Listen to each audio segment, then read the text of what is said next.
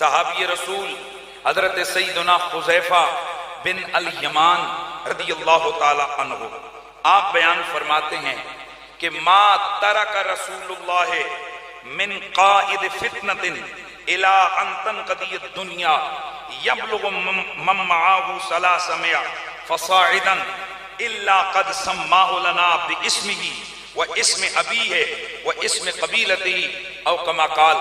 آپ فرماتے ہیں، یہ سنن ابو داؤد شریف کی روایت ہے، آپ فرماتے ہیں کہ اللہ کے رسول سرور کون و مکان ہے ہمیں قیامت تک آنے والے 300 سے زیادہ بڑے بڑے فتنوں کے بارے میں ہمیں آگاہ کیا، اور ان فتنوں کے بانیوں کے نام بھی بتائے، ان کے باپوں کے نام بھی بتائے، اور ان کے قبیلے کے نام بھی بتائے۔ یہ کون فرما رہا ہے؟ حضرت سیدنا حذیفہ بن الیمان، جن کو صاحب سر رسول اللہ کہا جاتا ہے، یعنی یہ حضور کے رازوں کے واقف اور حضور کے رازوں کو جاننے والے صحابی ہیں، جن کے سامنے حضور نے بہت سارے ایسے راز بیان فرمائے تھے۔ کچھ تو یہ بیان کر دیتے تھے اور کچھ فرماتے تھے کہ مجھے ان کے بیان کی اجازت نہیں ہے، یوں اجمالی طور پر بتایا۔ فرمایا کہ کتنے آئیں گے بولیے؟ 300 سے زیادہ یہ فتنے آئیں گے، اور یقیناً حضور نے جیسی خبر دی ہے ویسا ہو کے رہا ہے اور ہو کر رہے گا۔ وہ جن فتنوں کے بارے میں اللہ کے رسول نے یہ خبریں دی، ان میں سے ایک فتنہ ایسا تھا کہ جو حضور کے وصال با کمال کے کچھ عرصہ بعد سن 60 ہجری کے آخر میں وقوع پذیر ہونے والا تھا۔ وہ فتنہ کس قدر خطرناک تھا، اب ہم ذرا دیگر حدیث کی کتابوں کی طرف دیکھیں گے، بڑے توجہ سے انشاءاللہ آپ سنیں گے، میں آپ کو کربلا تک پہنچاؤں گا، پھر آپ کو پتا چلے گا کہ حسین پاک کیوں کربلا گئے تھے۔ یہ قرآن و حدیث کو سامنے رکھ کر ہم نے عرض کرنا ہے۔ آئیے، سن 60 ہجری میں ایک ایسا بڑا فتنہ آنے والا ہے کہ جس کے لیے پہلے سے صحابہ بڑے وری ہیں، بڑے پریشان ہیں۔ مثلا معجم الاوسط مجمع الزوائد کے اندر حدیث ہے، اور دیگر صحاح کے اندر مختلف لفظوں سے حدیث ہے کہ رسول اللہ کے صحابی حضرت سیدنا ابو ہریرہ رضی اللہ تعالیٰ عنہ آپ اکثر یہ دعا فرمایا کرتے تھے، اللہم لا ابلغن رأس الستین، یا اللہ مجھے سن 60 ہجری کے آخر تک نہ پہنچا۔ اور ایک اور حدیث ہے جس میں آپ فرماتے ہیں، اعوذ باللہ من رأس الستین و امارت الصبیان، میں سن 60 ہجری کہ آخر سے اور میں عقل کے کچوں کی حکومت سے پناہ مانگتا ہوں۔ یہ کون کہتا ہے؟ حضرت سیدنا ابو ہریرہ۔ مصنف ابن ابی شیبہ کی حدیث ہے، حضرت ابو ہریرہ رضی اللہ تعالیٰ عنہ کان یمشی فی السوق ویقول اللہم، آپ بازار میں چلتے تھے اور یہ دعا پڑھا کرتے تھے، یا اللہ مجھے سن 60 نہ دکھا اور نہ مجھے لونڈوں کی حکومت دکھا۔ اب توجہ ہے، اس کا مطلب یہ ہے کہ صحابہ پہلے سے جانتے ہیں حضور کے بتائے ہوئے علم کے ذریعے کہ کچھ سن 60 ہجری کے آخر میں کچھ ہونے والا ہے، اور کچھ ایسا ہونے والا ہے کہ مصنف ابن ابی شیبہ کنز العمال مصنف عبد الرزاق کے اندر اس کی تھوڑی سی تفصیل حضرت ابو ہریرہ رضی اللہ تعالیٰ عنہ بیان فرماتے ہیں۔ آپ سے پوچھا گیا، بابا آپ کیوں دعا مانگتے ہیں سن 60 ہجری کے آخر سے؟ تو آپ فرماتے ہیں، ان قریب بربادی ہے کہ جب عقل کے کچوں کی حکومت ہوگی، اگر لوگ ان کی اطاعت کریں گے تو یہ ان کو جہنم میں داخل کروائیں گے، اور اگر ان کی مخالفت کریں گے تو وہ ان کی گردنوں کو کاٹیں گے۔ پتا چلا کہ حضرت ابو ہریرہ رضی اللہ تعالیٰ عنہ پریشان ہیں کہ سن 60 ہجری کے آخر میں کوئی ایسی لونڈوں کی حکومت آنے والی ہے، کوئی ایسی لونڈوں کی حکومت آنے والی ہے کہ جو حکومت لوگوں کو جہنم میں داخل کرے گی اگر ان کی بات مانیں گے، اور اگر ان سے ٹکرائیں گے تو ان کے سروں کو اڑائیں گے۔ یہ اس قدر خطرناک فتنہ اور صورتحال آنے والی ہے کہ حضرت سیدنا ابو ہریرہ رضی اللہ تعالیٰ عنہ آپ دعا فرمایا کرتے ہیں. اب ذرا سنیے آپ کی یہ دعا کہاں تک پوری ہوئی. امام ابن حجر اسقلانی بہت بڑے محدث ہیں، آپ شارح بخاری ہیں. آپ فرماتے ہیں یشیر الی خلافت یزید ابن معاویہ لأنه كان سنة 60 من الہجرہ واستجاب اللہ دعا ابی ہریرہ ومات قبلها بسنہ. فرماتے ہیں کہ اصل وجہ یہ تھی کہ سن 60 ہجری کے آخر میں یزید بن معاویہ کی حکومت آنے والی تھی، اور یہ ایسا اسلام کا، تاریخ اسلامی کا سیاہ ترین باب تھا. ابو ہریرہ اس کے لیے پناہ مانگتے تھے، یا اللہ وہ دن آنے سے پہلے مجھے دنیا سے اٹھا دے. اللہ نے ان کی دعا کو قبول کیا اور 1 سال پہلے ہی آپ دنیا سے تشریف لے گئے. یہی صراحت امام ابن حجر مکی نے سوائق المحرقہ میں فرمائی، ملا علی قاری نے مرقات المفاتیح میں فرمائی، امام قسطلانی شارح بخاری نے ارشاد الساری شرح صحیح بخاری میں فرمائی، شاہ عبد الحق محدث دہلوی نے مہات کے اندر فرمائی، علامہ بدر الدین عینی رحمت اللہ تعالیٰ علیہ نے عمدۃ القاری میں فرمائی، اور ملا علی قاری نے اسی کو شرح شفا کے اندر اس کو روایت فرمایا کہ صحابہ کو پتا تھا کہ سن 60 ہجری کے آخر میں کچھ لونڈوں کی حکومت آنے والی ہے کہ جس نے تباہی پھیر دینی ہے، اس اسلامی نظام کو مسخ کر کے رکھ دینا ہے. اور پھر ان کو پتا تھا کہ اس دور کے اندر بڑی بڑی شہادتیں ہونے والی ہیں، اس لیے صحابہ کرام پہلے سے اس فتنے سے بچنے کی دعائیں مانگتے تھے. اب میں نے پہلے حدیث شریف آپ کے سامنے پڑھی کہ صحابی رسول فرماتے ہیں حضور نے ہمیں ہر فتنے کے قائد، ہر فتنے کے قائد اور ہر فتنے کے بڑے کا نام بتایا. دیکھنا یہ ہے کہ اگر یہ سن 60 ہجری کے آخر میں کوئی ایک فتنہ آنے والا ہے تو اللہ کے رسول نے اس کے بارے میں بھی بتایا یا نہیں بتایا. تو آئیے حدیث مبارکہ سنیے، روایت سنیے. حضرت سیدنا ابو ذر غفاری رضی اللہ تعالی عنہ اس روایت کے راوی ہیں. مصنف ابن ابی شیبہ میں ہے، ابن عساکر نے اس کو روایت کیا تاریخ دمشق کے اندر، جامع الحدیث کے اندر ہے، اور مسند ابو یعلا کے اندر یہ روایت ہے، صحیح ابن خزیمہ کے اندر روایت ہے، اور البانی جیسا محدث کہتا ہے یہ حدیث حسن درجے کی ہے. یہ حدیث، یہ روایت حسن درجے کی ہے. وہ کیا ہے؟ حضرت ابو ہریرہ فرماتے ہیں کہ میں نے رسول اللہ کو یہ فرماتے ہوئے سنا کہ اللہ کے نبی نے فرمایا اول من یبدل سنتی رجل من بنی امیہ، کہ پہلا بدبخت جو میری سنت کو تبدیل کر دے گا، میری سنت کی ٹکر میں آئے گا، وہ بنو امیہ میں سے ہوگا. قبیلے کا نام بتا دیا. قبیلہ کون سا ہے؟ اونچا بولیے، قبیلہ کون سا ہے؟ بنو امیہ. اب اگلی روایت حضرت ابو عبیدہ بن الجراح عشرہ مبشرہ میں سے ایک صحابی رسول ہیں، آپ اس حدیث مبارکہ کو بیان کرتے ہیں. یہ مسند ابی یعلا کی روایت ہے. امام حیثمی فرماتے ہیں رجالہ رجال الصحیح، اس حدیث کے راوی صحیح حدیث کے راوی ہیں. مجموع الزوائد میں موجود ہے، مسند بزار میں موجود ہے، ابن عساکر کے اندر موجود ہے.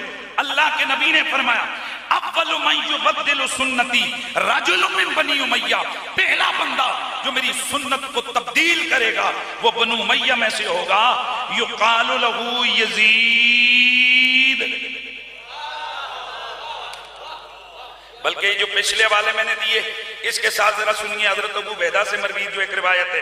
فرمایا لا یزال امر امتی قائما بالقسط، میری امت کا معاملہ عدل و انصاف سے چلتا رہے گا. میری امت کی یہ سلسلہ حکومت عدل و انصاف سے چلتا رہے گا. حتی یکون اول من یسلمہ رجل من بنی امیہ یقال له یزید، یہاں تک کہ پہلا بندہ جو آئے گا جو اس سنت کے اوپر چھریاں چلائے گا، اس سنت کو بگاڑ دے گا، میرے شریعت و دین کا حلیہ بگاڑے گا، وہ بنو امیہ کا بندہ ہوگا. نام اس کا ہوگا مسند رویانی، سیر علام النبلاء، ابن عساکر نے وہاں اور انہی لفظوں سے ذکر کیا اول من یبدل سنتی رجل من بنی امیہ یقال له یزید، پہلا بندہ جو میری سنت کو کیا کرے گا؟ تبدیل کرے گا، وہ بنو امیہ کا شخص ہوگا جس کا نام یزید ہوگا. اب یہ احادیث کو جب ہم سامنے اکٹھا کرتے ہیں تو پتا چلا صحابہ کو یہ بھی پتا تھا کہ بنو امیہ کا ایک لونڈا آئے گا، نام اس کا یزید پلید لعین مردود ہوگا، اور یہ بھی پتا تھا وہ حضور کی سنت کو تبدیل کرے گا، یہ بھی پتا تھا وہ رسول اللہ کی شریعت سے ٹکرا جائے گا، یہ بھی پتا تھا بڑا بدبخت ہوگا، یہ بھی پتا تھا جو اس کی باتوں میں چلے تو اپنا عاقبت خراب کرے گا، اور جو اس سے ٹکرائے گا اس کا سر قلم کیا جائے گا۔ اس لیے صحابہ اس فتنے سے بچنے سے پہلے یہ دعا کیا کرتے تھے، یا اللہ ہمیں وہ دن ہی نہ دکھا کہ جس دن میں تیرے رسول کی شریعت کا حلیہ ہم آنکھوں سے بدلتا ہوا اور بگڑتا ہوا دیکھیں اور پھر ہم کچھ کر نہ سکیں۔ دوستان گرامی، یہ آ گئی پہلی بات،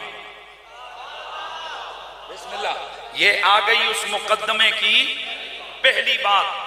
پتا چلا سن 60 ہجری میں آنے والا وہ جو واقعہ ہے وہ اتنا کوئی نارمل اور عام واقعہ نہیں کہ جس کو بس یوں ہی جانے دیا جائے۔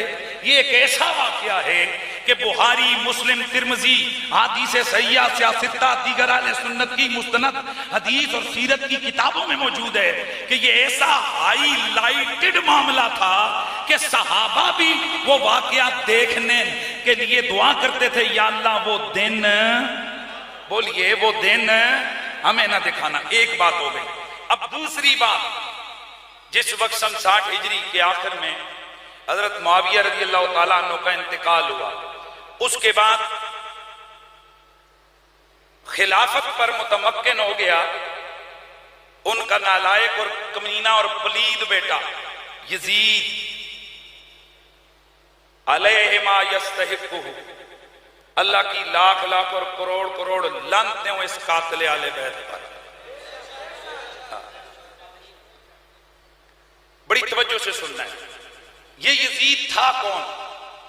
حضرت معاویہ رضی اللہ تعالی عنہ نے شادی کی تھی 50 سال کی عمر سے آگے بڑھ کر۔ جب آپ حاکم تھے تو اس وقت وہاں شام اور یمن ایک بڑا عیسائیوں کا قبیلہ تھا جسے قبیلہ بنو کلب کہتے ہیں، اور اسی قبیلہ بنو کلب کے ایک صحابی بنے، یعنی مسلمان ہوئے، حضرت دہیہ کلبی رضی اللہ تعالی عنہ۔ تو وہ جو قبیلہ بنو کلب تھا وہ بڑا مؤثر قبیلہ تھا۔ حضرت معاویہ نے سیاسی حالات کو سلجھانے کے لیے اس وقت حکمران اس قسم کی تدبیریں اختیار کرتے تھے کہ شادی کسی بڑے خاندان سے کر لی تاکہ نظام حکومت میں کوئی خلل نہ آئے۔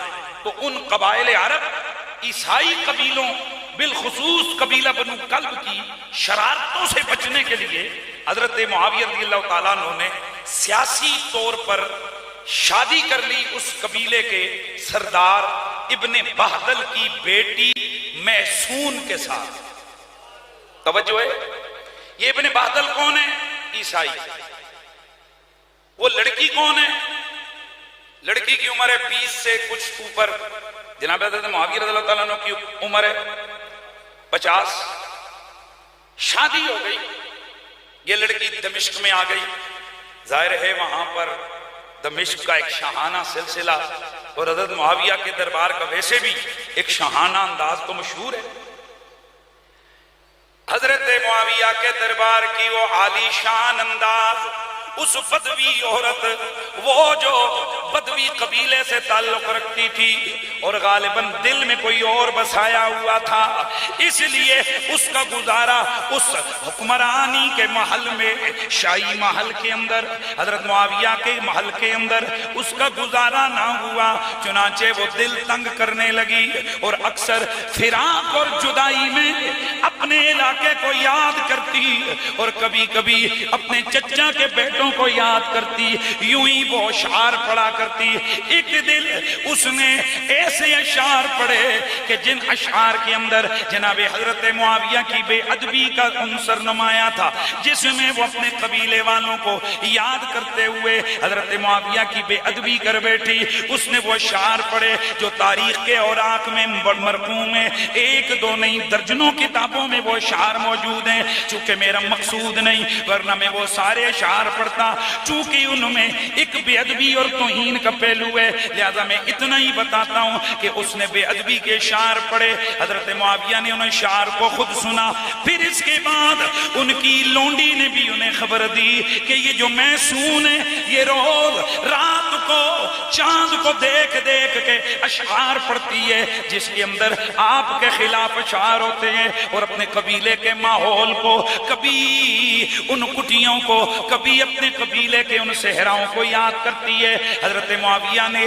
جب اپنے کانوں سے اپنی توہین سنی تو آپ نے اس کو طلاق دے دی۔ بعض روایتوں میں ہے کہ یزید ابھی ابھی پیدا ہوا تھا، اور بعض کتابوں میں ہے کہ یزید ابھی پیدا نہیں ہوا، چنانچہ یہ اپنے واپس گھر چلی گئی، وہیں پہ یزید پیدا ہوا، اور بعض روایتوں میں کہ یزید کو ساتھ لے کے چلی گئی۔ اب ذرا غور کیجئے یہ یزید کون ہے؟ پرورش ایک عیسائی عورت کے گھر میں، پرورش ایک عیسائی خاندان کے اندر، پرورش ایک عیسائیوں کی غالب اکثریت والے قبیلے میں ہو رہی ہے، وہ قبیلہ جو مسلمانوں سے بڑا تنگ ہے، کیونکہ مسلمانوں کے ہاتھوں انہوں نے بڑی شکستیں کھائی ہوئی ہیں۔ اس قبیلے کے اندر اس یزید لعین مردود کی پرورش ہوتی ہے۔ مجھے سمجھ نہیں آتی، میں یہ کہنا نہیں چاہتا تھا لیکن میں کہتا ہوں کہ اس محسون نامی عورت سے یار لوگوں کا کیا پیار ہے کہ میں نے کئی لوگوں کو دیکھا کہ انہوں نے اپنی کتابوں کے اندر لکھا کہ وہ بڑی نیک تھی، بڑی پارسا تھی، بڑی فلانی تھی، بڑی ٹمکانی تھی۔ سوال یہ پیدا ہوتا ہے اس کے قصیدے پڑھ کر آپ نے کیا لینا ہے؟ اب کیا ثابت کرنا چاہتے ہیں؟ ہم نے تو یہی پڑھا عیسائی تھی، آخر دم تک عیسائیت پہ رہی، انہی کے یہاں پلی بڑی وہیں پہ مری، اور کیریکٹر وائز میں اور نہیں کہتا، میں نے آپ کو بتا دیا جو اشعار پڑھے۔ اب اس نے کیوں پڑھے واللہ عالم، اسی وجہ سے حضرت معاویہ نے اس کو طلاق دے کر اپنے گھر بھیج دیا باپ کے پاس۔ تو ہمیں تو یہی سمجھ آتا ہے کہ یہ جو یزید لعین کے کرتوت ہیں نا، ان کرتوتوں کے پیچھے یہ کوئی چھوٹا سا مسئلہ نہیں ہے کہ بھائی بندہ اٹھے اور چھوٹے چھوٹے بچوں کو بھی قتل کروا دے، مدینے پہ بھی حملہ کروا دے، شراب کی تعریفیں کرے، ام المومنین حضرت عائشہ کی طرف پیغام نکاح بھیجے، یعنی سیدھے سیدھے کافروں والے کام کرے۔ کیسے ہو سکتا ہے؟ میں آپ کو مقدمہ بتا رہا ہوں، ہو سکتا ہے۔ کیوں؟ کہ بھئی اس نے آنکھ کھولی عیسائیوں کے گھر، کھایا عیسائیوں کے گھر، پیا عیسائیوں کے گھر، جو کچھ زندگی گزاری ابتدائی عیسائیوں کے گھر۔ آپ کو پتہ ہے کہ کچے دماغ کے اندر جو لکھ دو، جو ڈال دو، وہی بیٹھ جاتا ہے۔ تو ان لعینوں نے یقیناً اس پلید کے ذہن میں یہ ڈالا ہوگا کہ تمہارے بڑوں کو محمد عربی کے خاندان میں حضرت علی نے قتل کیا ہے۔ یار انہوں نے ڈالا ہوا تو تھا کہ جب یہ لعین مردود جس وقت یہ معاذ اللہ کربلا کا واقعہ پیش آیا تو اس نے شراب کے نشے میں مست ہو کر اشعار پڑھے، جس میں اس نے کہا تھا کہ آج اگر میرے وہ بدر کے مقتولین زندہ ہوتے تو وہ آج دیکھتے کہ میں نے محمد کی آل سے چن چن کے کیسے بدلہ لیا ہے۔ سارے استغفر اللہ پڑھو۔ تو یہ مقدمہ بیان کرنا بڑا ضروری ہے، چونکہ آگے چل کر بہت ساری چیزیں ہمارے سامنے بڑی واضح ہونی ہیں۔ تو یہ ہے یزید۔ سمجھ آ رہی ہے یزید کون ہے؟ اچھا ظاہر ہے بیٹا تھا حضرت معاویہ کا، واپس آیا، ماں شاعرہ تھی، اس کو بھی شعر بڑے اچھے آتے تھے۔ کس کو؟ بولو۔ اچھا کئی لوگوں کو اور کچھ نہیں ملا تو جن شعراء نے اس کی زندگی کے حالات میں لکھا کہ بڑے اچھے شعر کہتا تھا، وہ کہتے ہیں جی بہت اچھا شاعر اور ادیب تھا۔ اور بات سنو، ادیب اور شاعر ہونے سے بدماشی نہ خنہ ہونے کا کیا تعلق ہے؟ میری بات سمجھ آئی؟ یعنی وہ کہتے ہیں جی فلانے امام نے لکھا کہ یہ بڑا اچھا شاعر تھا اور بڑا ادیب تھا۔ بھئی ادیب کا مطلب ہے وہ دیہات، عرب کے دیہات میں رہا، اس کی زبان بڑی اچھی تھی، اچھے شعر پڑھتا تھا۔ اور اگلی بات نہیں بتائیں گے یہ مردود آپ کو، اس کی ساری شاعری اللہ کی توحید میں نہیں ہے، حضور کی رسالت کی شان میں نہیں ہے، صحابہ اور اہل بیت کی عظمت، قرآن کی حقانیت، یہ اسلامی شاعر کی عزت پر نہیں ہے، اس کی ساری شاعری شراب کی تعریف میں ہے۔ بولو، جتنے یہاں محقق لوگ ہیں، یہ میری تقریر بعد میں سنیں گے، وہ خود تحقیق کر لیں کہ جو شعراء عرب کے حوالے سے تحقیق کی گئی ہے کہ کس کس شاعر نے کس کس معاملے میں اچھے شعر کہے، تو شراب کی تعریف میں جس شاعر نے سب سے اچھے شعر کہے وہ کون ہے؟ بولو جناب، ہم بالکل اس کی ایکوالٹی مانتے ہیں۔ اسی طرح یزید کا شراب کی شان میں شاعری کرنا اور بات ہے، اور اس کتے کا قاتل اہل بیت ہونا اور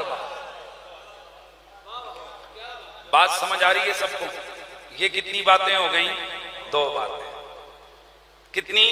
2 باتیں۔ کوشش کرتا ہوں جلدی جلدی باتوں کو ختم کریں۔ کتنی باتیں ہو گئیں؟ 2۔ پہلی بات، دوسری بات کہ یہ یزید کا بیک گراؤنڈ کیا ہے۔ اب اس نے یوں ہی عیاشی مکاری میں زندگی گزاری، کبھی لونڈے بازیاں کرتا ہے، میں جو بات کر رہا ہوں بڑی ذمہ داری سے کر رہا ہوں، کبھی شراب پیتا، کبھی اس کو دوسری عادت تھی مفعولیت والی، انگلش میں لفظ گئے استعمال ہوتا ہے، اردو میں نہیں بیان کرتا، ذرا اچھا نہیں لگے گا کانوں کو، کریکٹر سمجھا رہا ہوں، سمجھ آ رہی ہے بات؟ زانی، شرابی، لچا، لفنگر، بازاروں میں کھڑا ہو کر ہا ہا ہا ہا اوہ باش قسم، لوگ جا رہے ہیں راستے میں کھڑا ہو کر عورتوں کو دیکھ رہے ہیں، او باش، کمینہ۔ حضرت معاویہ رضی اللہ تعالیٰ عنہ کے انتقال کے بعد حکومت آ گئی اس لچے کے ہاتھ میں، اور اس کی بیعت لے لی گئی زبردستی۔ اس سوال کا جواب دے رہا ہوں کہ اتنا لچا لفنگا تھا تو صحابہ نے بیعت کی کیوں؟ بے شک کئی شریف لوگوں نے، نیک لوگوں نے، صحابہ نے، تابعین نے اس کی بیعت کر لی، لیکن کیسے کی؟ تلوار کے زور پہ، اور اپنی جان بچانے کے لیے ان لوگوں کا تلوار کے زور پہ بیعت کرنا ان کے لیے شرعی نقطہ نظر سے رخصت کا باعث تھا۔ جیسے ایک آدمی بیمار ہو اور وہ روزہ کھائے اس کو رخصت ہے، لیکن اگر بیماری کے باوجود مشقت اٹھا کر روزہ پورا کرے عزیمت ہے، اس کو ڈبل ثواب ملے۔ اسی طرح اس لعین نے اپنے حکمرانوں کو، اپنے جو اس کے گورنر تھے، مختلف شہروں کے اندر اس نے زبردستی بیعت کروائی، کئی لوگ جو بیعت نہ کر سکے ان کو قتل کروا دیا، کئی لوگ راتوں رات ان کو، جس کو کہتے ہیں نا خفیہ قتل، ٹارگٹ کلنگ کے ذریعے سے رستے سے ہٹا دیا گیا۔ چنانچہ انکار کرنے والے لوگوں میں 4 لوگ باقی رہ گئے، عبداللہ بن عمر، عبداللہ بن عباس، عبداللہ بن زبیر اور حسین ابن علی۔ کتنے لوگ؟ 4 لوگ۔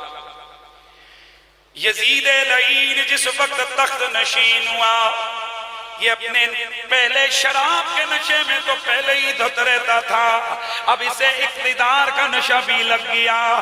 لوگوں تم نے بھی سنا پڑا ہوگا، سب نشوں سے بڑا نشہ اقتدار کا نشہ ہوتا ہے۔ یہ اقتدار کا نشہ بیٹے کے ہاتھوں باپ کو قتل کروا دیتا ہے، باپ کے ہاتھوں بیٹے کو قتل کرنے پر مجبور کر دیتا ہے۔ میرے دوستو، یہ ایسا نشہ ہوتا ہے کہ جو بڑے سے بڑا الٹا کام بندے سے کروا دیتا ہے۔ یہ یزید پلید جب یہ حکمران بنا، اسے پتا چلا کہ باقی لوگ تو کوئی ڈر کے مان گئے، کوئی رستے سے ہٹا دیے گئے، لیکن 4 لوگ ایسے ہیں کہ جن کی طرف سے انکار ہی انکار ہے۔ چنانچہ اس نے مدینہ منورہ کے اندر موجود اپنے گورنر اپنے گورنر ولید بن عتبہ کی طرف خط لکھا، تاریخ طبری کے اندر موجود ہے۔ اس نے لکھا کیا کہنے لگا، فَخُذُ حُسَيْنًا وَعَبْدَاللَّهِ بْنَ عُمَرْ وَعَبْدَاللَّهِ بْنَ زُبَيْرْ بِالْبَيْعَةِ أَخْذًا شَدِيدًا لَيْسَتْ فِيهِ رُخْصَةٌ۔ کہنے لگا میں اور کچھ نہیں جانتا، یہ جیسے بھی ہیں کیسے بھی ہیں، ان چاروں کو بلا، ان کو بلا کر سختی سے ان کی بیعت لے، اگر بیعت کریں تو ٹھیک ہے، وگرنہ ان کا سر تن سے جدا کر دیا جائے۔ سیدھا سیدھا آرڈر دے دیا کہ ان سے بیعت لو، یعنی ان کو کہو کہ یہ میرے اقتدار کو مانیں۔ گرامی المرتبت حاضرین، عبداللہ بن زبیر بڑے عقل مند سیانے آدمی، وہ پہلے ہی مکہ شریف تشریف لے گئے۔ یوں ہی حضرت عبداللہ بن عباس بھی حضرت عبداللہ بن عمر سے دھوکے سے بیعت کروا لی گئی، دھوکہ دے کر ان کو یوں دھوکہ دیا گیا کہ حضرت آپ بیعت کریں، کیونکہ حسین، عبداللہ بن زبیر اور عبداللہ بن عمر نے تو پہلے ہی بیعت کر لی ہے۔ آپ نے فرمایا اور جب نبی کے شہزادے نے بیعت کر لی تو عمر کا بیٹا وہ بھی اسی دلیل سے بیعت کرتا ہے جس دلیل سے حسین ابن علی نے کی ہے۔ حالانکہ امام علی مقام رضی اللہ تعالیٰ عنہ آپ سے جب کہا گیا کہ آپ بیعت کیوں نہیں کرتے، آپ نے ایک ایسا جملہ بولا کہ جس جملے نے تاریخ رقم کر ڈالی۔ آپ مسکرائے، فرمایا او حاکم مدینہ، مجھ جیسے یزید جیسوں کی بیعت نہیں کیا کرتے،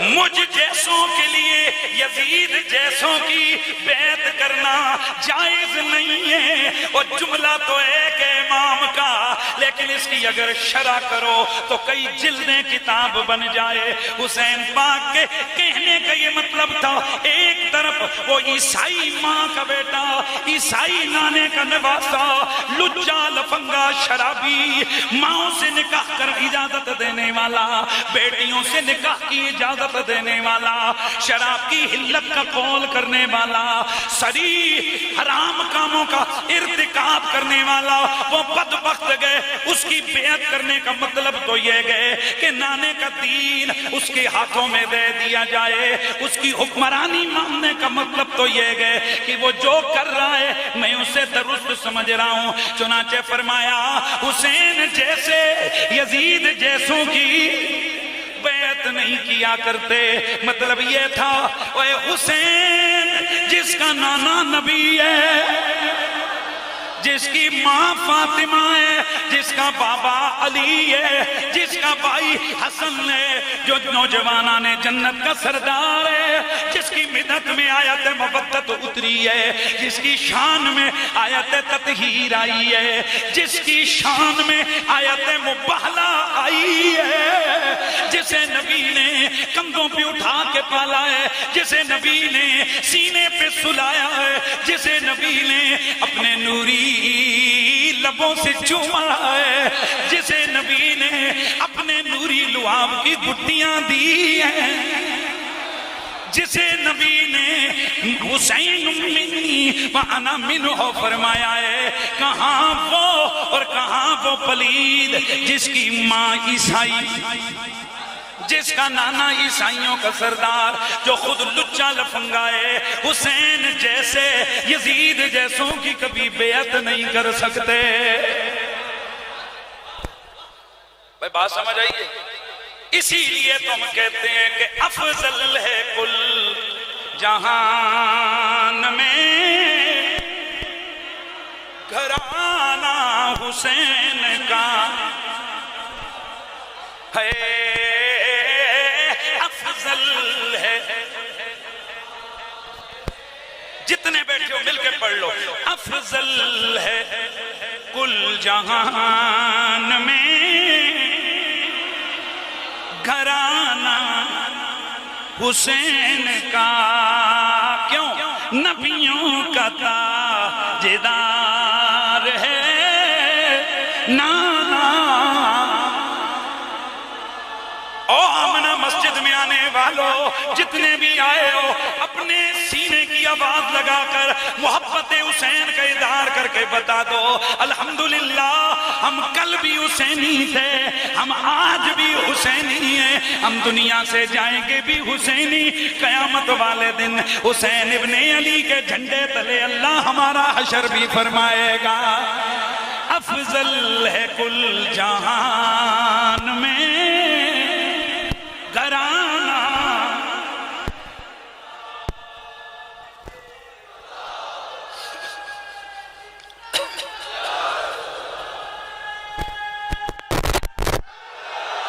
مل کے ذرا صدا لگاؤ، افضل ہے کل جہان میں گھرانہ حسین کا، نبیوں کا تاجدار ہے دادا، ہے نبیوں کا تاجدار ہے حسین کا۔ ایک پل تھی جہان میں حکومت یزید کی، اب صدیاں حسین کی۔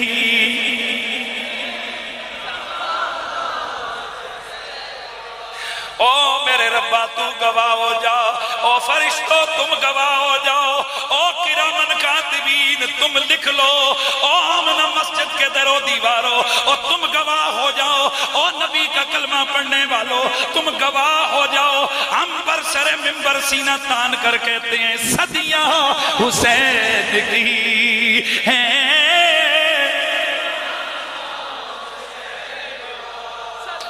ہے صدیاں حسین کی ہیں۔ کل بھی یزید سے نفرت کرتے تھے، آج بھی یزید سے نفرت ہے، وہ کل بھی زہرا کے بچوں سے پیار تھا، آج بھی سیدہ کے بچوں سے پیار ہے۔ اللہ کرے گا وہ اگر دل چیر کے دکھانے کی چیز ہو، اسے کوئی دیکھ کے چیک کر لے، ایک ایک بوٹی بوٹی پر علی و حسنین کا نام لکھا ہوگا، صدیاں حسین کی۔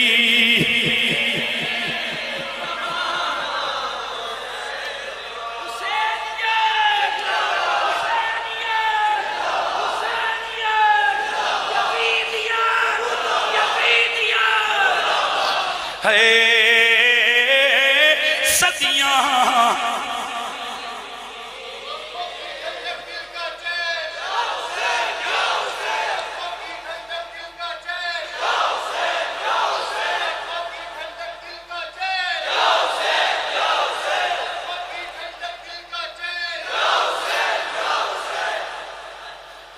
حضور حسینیوں سے پیار کرتے ہیں۔ ایک بچہ آیا، حضور نے کھڑے ہو کر اس بچے کو پیار سے اٹھایا، اس کی بات کو سنا۔ صحابہ حیران ہوئے کہ عام طور پر ویسے تو بچے اس طرح آتے بھی نہیں، اور حضور اس طرح کا والہانہ محبت کا اظہار عام بچوں سے تو ظاہر ہے ہوتا ہے، لیکن اس طرح یہ معمول سے ہٹ کے تھا۔ تو سوالیہ نظروں سے سوال کیا، یا رسول اللہ یہ کیوں؟ فرمایا یہ میرے حسین کا ساتھی ہے۔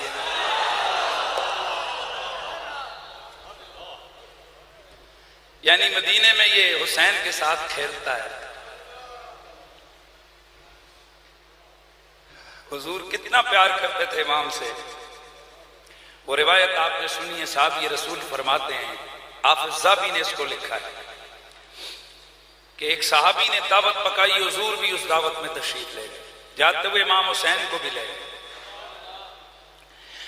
جس گھڑی دعوت پکی، بڑوں نے کھانا کھایا، چھوٹے کھانا کھانے کے بعد بچے آپس میں کھیلنے لگ گئے۔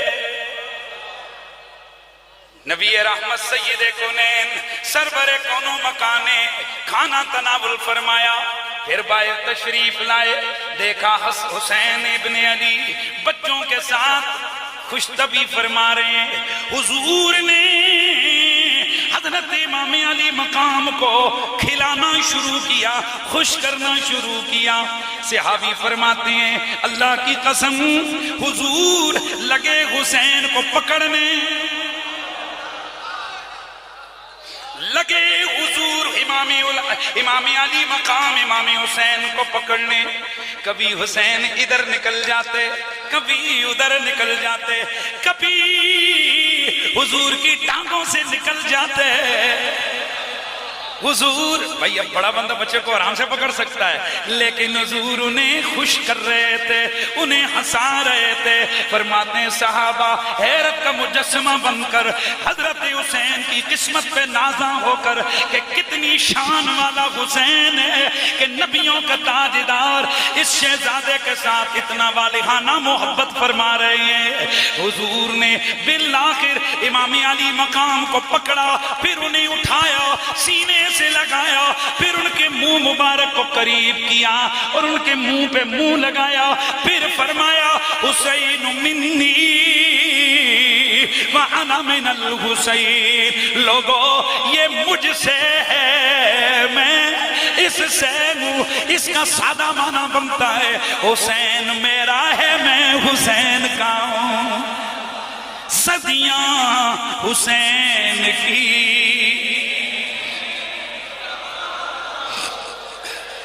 اللہ جانتا ہے یہ جو قصیدے نبی کے بچوں کے پڑھ رہے ہیں، اللہ گواہ ہے صرف اس لیے دل سے زور لگا کے پڑھ رہے ہیں۔ اے اللہ تو دلوں میں ڈالنے والا ہے میرے مولا۔ آج آمن مسجد کے اندر یہ جو سینکڑوں ہزاروں لوگ آئے ہوئے ہیں میرے مولا، انہیں جاتے ہوئے حسنین کریمین کے پیار کی دولت عطا فرما کے بیٹھ، تاکہ یہ سوئیں ان کے دل میں حسین ہو، یہ جاگے ان کے دل میں حسین ہو، یہ جیئیں ہم سب جیئیں دل میں حسین ہو، اور قیامت والے دن جب اٹھیں تو ہمارے آگے آگے حسین ہو، اور صدیاں حسین کی۔ دیکھو بعض جگہ بندہ ڈیلے، پہلے میں تحقیقی جملے بول رہا تھا تو میں آپ سے کہہ رہا تھا بڑے آرام سے سنو، اب عشق سے سنو، محبت سے جھوم جاؤ اور محبت سے پڑھو۔ نبیوں کا تاجدار،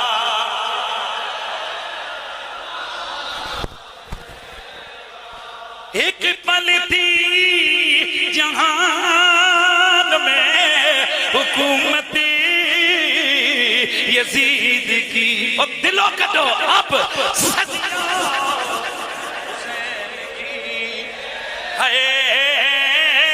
صدیاں حسین کی۔ او یزید کے بچوں، او یزید اپنا باپ کہنے والوں، تم مٹ جاؤ گے، تم مر جاؤ گے، تمہاری نسلیں بھی بگڑ جائیں گی، مٹ جائیں گی، لیکن اس دھرتی پر میرے حسین کا نام کبھی مٹنے والا نہیں ہے۔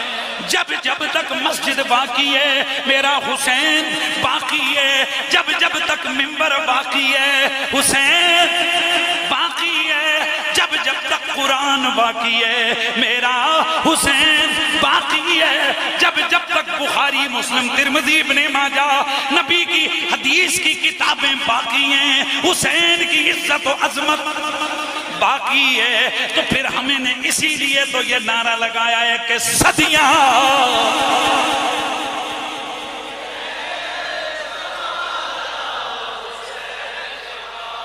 یہ کون بدبخت آدمی ہے؟ حضرت حنظلہ غسیل الملائکہ کے بیٹے حضرت عبداللہ بن حنظلہ رضی اللہ تعالیٰ عنہ، آپ سے پوچھا گیا یزید سے دشمنی کیا ہے؟ آپ نے فرمایا انہو رجل ینکح امہات الاولاد، اور یہ وہ بدبخت گئے کہ جو اپنی اولاد کی ماں سے نکاح کرتا ہے، بیٹیوں سے نکاح کرتا ہے، بہنوں سے نکاح کرتا ہے، وَيَشْرِبُ الْخَمْرَ، شرابی ہے بدبخت۔ آج آپ اپنے شرابی حکمرانوں پہ قیاس نہ کریں۔ میں نے ایک بدبخت یزیدی کی تقریر سنی، کہنے لگا کڑی وڈی گل ہوئی اتھے تو سارے یہ شرابی نے، تے انہیں شرابیاں وچ تو ہیں، نہیں سمجھ آئے؟ ان شرابیوں کے سامنے تو ہے بندے کا پتر بن، اس لانتی شرابی کے سامنے میں اور تو نہیں۔ کوئی بات کو سمجھو نا یار، اس بدبخت لانتی شرابی کے سامنے میں اور تو نہیں، ان کے سامنے تطہیر والا حسین تھا، رسول کے شہزادہ تھا، ہائے ہائے، جن کے آپس میں بڑے وعدے وعیدیں تھیں۔ اگر حضور صحابہ کو سب کچھ بتائے بیٹھے تھے، یزید آئے گا، فلاں فلاں ہوگا، تو گھر میں کچھ نہیں بتایا ہوگا۔ میں چیلنج سے آپ کے سامنے کہتا ہوں، خدا کی عزت کی قسم، مولا علی پاک کی زندگی کا ایک ایک دن آپ اٹھا کے پڑھیں اور اس کو حضور کی حدیثوں پہ پرکھیں۔ حضرت علی نے جو کچھ کیا وہ کیا جس کا حضور نے ان کو پہلے بتایا ہوا تھا۔ کس سے لڑنا ہے، کس کو قتل کرنا ہے، کس کو ٹھکانے لگانا ہے، کیا کرنا ہے اور کیا نہیں کرنا، مولا علی کو سب کچھ حضور پہلے سے بتا کے گئے تھے۔ بھائی جیسے میں نے آپ کو بتایا، حضرت عثمان غنی رضی اللہ تعالیٰ عنہ چاہتے تو ان بلوائیوں کو وہاں سے بھگا نہیں سکتے تھے، پر نہیں، فرمایا میرے حبیب نے مجھ سے وعدہ لیا ہوئے۔ ہاں، لوگ سمجھ رہے کمزور ہو کر، وہ بدبخت بلوائی سمجھ رہے تھے عثمان جو ہے نا کمزور ہو کر یہاں پر دبا ہوا ہے، اور بھائی طاقت بڑی تھی، اگر صرف بنو ہاشم کے شہروں کو ہی حکم دے دیتے حضرت عثمان، اگر مولا علی کو ہی حکم دے دیتے تو ان بلوائیوں کی کیا ضرورت تھی؟ پر عثمان کہتے ہیں نہیں، کسی نے تلوار نہیں اٹھانی ہے۔ عبداللہ بن زبیر کہتے ہیں 2 دفعہ تلوار نکالی، زیرہ پہنی کہ یار کھڑکاؤں ان کو، پھر جا کر پوچھتا امیر المومنین کیا حکم ہے، فرماتے چپ کر کے گھر بیٹھو۔ کہتے ہیں ہم غصے سے گھر آ کر بیٹھ گئے کہ یہ کرتے کیا ہے۔ جب آپ سے پوچھا گیا تو آپ نے فرمایا عاہدنی عاہد الیہ حبیبی، میرے محبوب نے مجھ سے ایک وعدہ کیا تھا، اس وعدے کو پورا کر رہا۔ حسین پاک سے بھی وعدے ہوئے تھے اور ان وعدوں کو انہوں نے پورا کرنا تھا۔ بہرحال اس شرابی بدمعاش لفنگے بدمست کمینے یزید بن معاویہ یزید لعین نے، اس خبیث نے جب امام علی مقام کی شہادت کے حوالے سے آرڈر جاری کیے کہ یہ اگر بیعت نہیں کرتے تو ان کا سر کاٹ دیا جائے، چنانچہ آپ کو دھوکے سے دارالامارت میں بلایا گیا، لیکن آپ اپنی ہاشمی فصاحت اور بلاغت کے ذریعے سے اپنے لفظوں سے اس کو شکست دے کر حاکم کو واپس تشریف لائے۔ آپ نے فرمایا حسین جیسے اس کی بیعت نہیں کر سکتے، اور اگر کریں گے بھی تو پھر ایسے چھپ کے نہیں کریں گے۔ وہ ہم لوگ ایسے تو نہیں ہیں کہ راتوں رات تم ہمیں دارالحکومت میں دارالامارت میں بلاؤ، جو ہے نا حکمرانی کی بلڈنگ میں بلاؤ اور ہم سے تم بیعت لے لو۔ بھائی میں حسین ہوں، ہم نے جو کچھ کرنا ہوتا ہے وہ چھپ کے نہیں کرتے، سرعام کرتے ہیں۔ چنانچہ آپ نے راتوں رات اپنے گھر والوں کو تیاری کا حکم دیا کہ اب مدینے کے اندر مزید ہمارے لیے یہ جگہ تنگ ہو گئی ہے۔ میرا وجدان کہتا ہے کہ آپ نے بھی حضرت عثمان کی اس سنت کو پورا کرنے کے لیے کہ کہیں نبی کے مدینے میں کشت و خون کا بازار نہ گرم ہو جائے، مگر نہ اس وقت تو یہاں ہاشمیوں کی تعداد زیادہ تھی، وہ حکومت کے لونڈے تو چند تھے، آپ چاہتے تو ان کا کاٹ کے رکھ دیتے، لیکن آپ نے فرمایا نہیں، آپ نے وہاں سے رخت سفر باندھا اور آپ مدینہ منورہ سے مکہ شریف کی طرف آنے لگے۔ اب ہر بندہ، مجھے اس پر حاشیہ آرائی کی کوئی ضرورت نہیں ہے کہ جب امام علی مقام نے مدینے کو چھوڑا ہوگا تو آپ پر کیا گزری ہوگی۔ میرے نبی کا کلمہ پڑھنے والوں، جس ہستی کا زندگی کا ایک بڑا وقت مدینے کی گلیوں میں گزرا ہو، جس نے مدینے کی گلیوں میں وقت گزارا ہو، جس کا نانا مدینے کے اندر ہو، جس کی ماں جنت البقیع میں مدفون ہو، آج اسے اگر مجبوراً وہاں سے نکلنا پڑا ہوگا تو ان پر کیا بیتی ہوگی۔ یقیناً آپ روضہ رسول پہ بھی گئے ہوں گے، میرے نبی کو آخری الوداعی سلام کیا ہوگا، اپنی ماں جی سیدہ حضرت فاطمہ الزہرا کو بھی آخری الوداعی سلام اور ملاقات کی ہوگی۔ آپ نے یقیناً مدینے کے در و دیوار کو الوداع کیا ہوگا کہ اے مدینے کے در و دیواروں الوداع، اب حسین کی پھر تم سے ملاقات نہیں ہوگی۔ میرا ذوق کہتا ہے کہ حضور کی خدمت میں عرض کی ہوگی، نانا نانا آپ کے کندھوں پہ کھیلنے والا حسین، آپ کی لحاف کو اپنی گھٹی بنانے والا حسین، آپ سے محبت پیار کرنے والا حسین، انگلی پکڑ کے جس کو چلایا آپ کا وہ حسین آپ کو الوداع کر رہا ہے۔ امام علی مقام نے مدینہ منورہ میں اپنی والدہ، پورے مدینے کے باقی لوگوں کو الوداع کیا۔ امام علی مقام جس وقت مدینہ منورہ سے مکہ مکرمہ کی جانب عازم سفر ہوئے، آپ کی بہن حضرت سیدہ زینب، آپ نے پوچھا حسین بھیا کدھر جانے کا ارادہ ہے؟ آپ نے فرمایا ابھی تو صرف مکہ جانے کا ارادہ ہے، آگے اللہ ہی کو پتا ہے منزل کیا ہونے والی ہے۔ سیدہ دوڑے دوڑے گئیں اپنے شوہر نامدار کی خدمت میں، فرمایا آپ عالی قدر ہیں، ذی شان ہیں، آپ بہت بڑی عظمت والے ہیں، آپ ابو طالب کے پوتے ہیں، میری ایک گزارش ہے کہ میری والدہ نے مجھ سے کچھ وعدے وعیدے کی تھی، میری والدہ نے مجھے یہ کہا تھا زینب اپنے بھیا حسین کو کبھی اکیلا نہ چھوڑنا، اے میرے شوہر نامدار مجھے اگر اجازت دے دو، تم میرے شوہر ہو، میرے سر کے تاج ہو، لیکن میری ماں سیدۃ النساء العالمین کی نصیحت ہے، میں چاہتی ہوں کہ میں اپنے بھائی حسین کے ساتھ سفر میں شامل ہو جاؤں، اور میں یہ چاہتی ہوں کہ یہ جو دو میرے چھوٹے چھوٹے شہزادے اون و محمد ہیں یہ بھی میرے ساتھ چلے جائیں۔ شوہر نے فرمایا زینب میں کون ہوتا ہوں جو ماں بیٹی کی وفاؤں کی اداؤں میں حائل ہو؟ جاؤ میری طرف سے اجازت ہے، جدھر حسین ہو ادھر تم جاؤ۔ اللہ نے چاہا میں بھی دیکھوں گا، میں بھی جلد از جلد آپ سے ملنے کی کوشش کروں گا، لیکن آج مدینے کی گلیوں کو شاید پتہ نہیں، آج حضرت زینب کے شوہر نامدار کو شاید پتہ نہیں کہ جب زینب لوٹ کے آئے گی تو حسین ساتھ نہیں ہوگا۔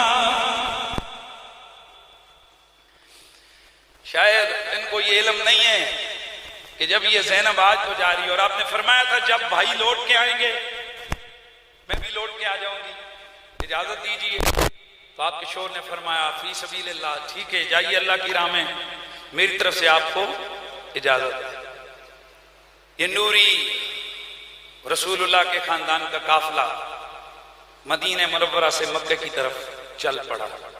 یہ میری تیسری بات تھی، یہ میری تیسری بات تھی۔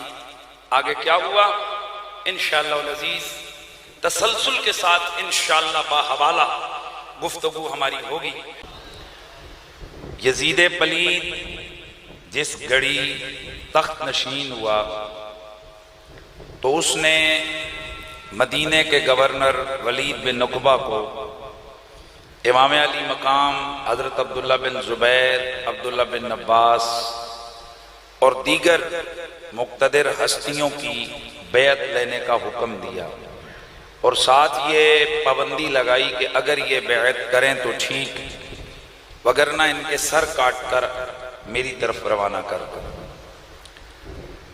امام علی مقام مشورے کے بعد راتوں رات مدینہ منورہ سے اس نیت سے کہ یہاں رسول اللہ کے شہر مدینہ میں کوئی قتل و غارت نہ ہو، کوئی بد امنی نہ ہو، آپ وہاں سے مکہ المکرمہ تشریف لے گئے۔ اس دوران یزید نے جب اسے پتہ چلا کہ ولید بن عقبہ نے کوئی خاطر خواہ کامیابی حاصل نہیں کی اور امام پاک پر سختی نہیں کی، تو اس نے گورنر کو بدل دیا اور اس کی جگہ عمرو بن سعید اشدق کو مدینے کا گورنر بنایا، اور پولیس کا چیف افسر عمرو بن زبیر کو مقرر کیا۔ عمرو بن زبیر نے مدینے کے لوگوں پر تشدد کیا جہاں جہاں وہ سمجھتا تھا کہ یہ لوگ امام علی مقام کی حمایت میں ہیں، یہ یزید کی مخالفت میں۔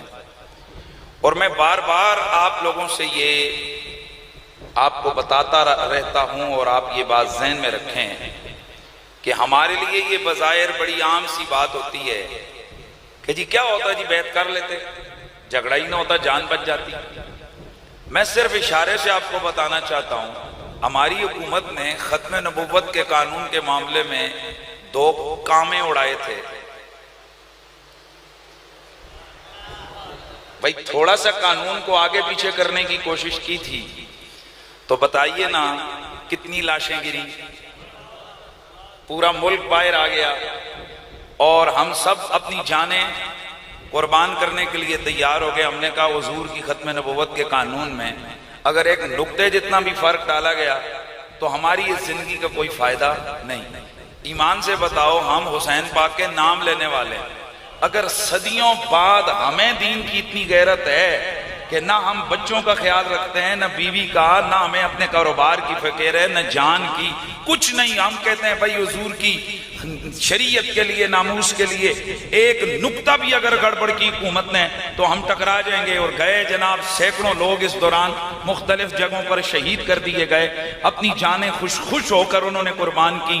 میں اور آپ بھی ان کو شہدائے ختم نبوت کہہ کر سلوٹ مارتے ہیں۔ میں آپ سے پوچھنا چاہتا ہوں، صدیوں بعد حسین کا نام لینے کی وجہ سے ہم میں تو اتنی غیرت موجود ہے کہ ہم ایک نقطہ بھی برداشت نہیں کر سکتے تو جو رسول کے کندھوں پہ سواری کرتا رہا، جو رسول اللہ کی گود میں بیٹھے رہتے اور ادھر وحی الہی آتی رہی، وہ حسین ابن علی جنہیں حضور اپنا کہیں، جنہیں کہیں کہ مجھ سے، میں ان سے، جو محمد عربی کے خاندان کے خانوادے کے ایک عالی شان ہستی ہے، وہ اپنی آنکھوں کے سامنے یزید جیسے بدبخت کو رسول خدا کی شریعت کی پامالی کی اجازت کیسے دے سکتے ہیں؟ جبکہ اخبار سیاح کے اندر موجود ہے یہ لعنتی بہنوں بیٹیوں کے نکاح کی اجازت دیتا تھا، یہ اس کے نظر میں شراب پینا کوئی عیب نہیں تھا، بدکاریاں، خواستیں، خرابیاں اس نے عام کھلی چھٹی اور اجازت دی تھی۔ ظلم و ستم کا یوں بازار گرم تھا، جسے چاہتا پکڑ کے قتل کر دیتا، اور اس کے حکمران بھی اسی طریقے سے ظلموں، اس کے گورنر بھی اسی ظلم و جبر پہ لگے ہوئے تھے۔ آپ کیسے ایکسپیکٹ کر سکتے ہیں کہ محمد کا شہزادہ اپنے نانے کے دین میں اتنی خرابیوں کو آنکھیں بند کر کے دیکھتا رہے؟ حلال اور حرام کرنا یہ اللہ کی طاقت ہے، لیکن جب کوئی حکمران اس خباثت میں آ جائے کہ محللات شرعیہ کو حرام کر دے اور محرمات شرعیہ کو حلال کرنے کی کوشش کرے تو گویا اس نے خدائی کا دعویٰ کر دیا۔ اس بات کو بڑا سمجھنا ہے آپ نے، اس نے کیا کیا ہے؟ خدائی کا دعویٰ، یعنی وہ جو پاور خدا کی تھی وہ اس نے اپنے پاس لے لی کہ جس کو چاہے حلال کرے اور جس کو چاہے حرام کرے۔ اللہ اکبر۔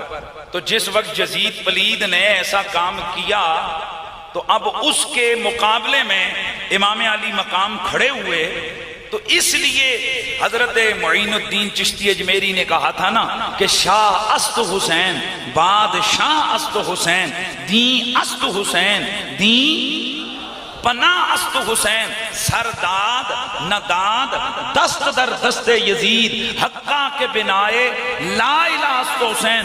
لوگ کہتے ہیں جی وہ جی کیا کلمے کی ابتدا حسین ہے، لا الہ کی بنا حسین ہے؟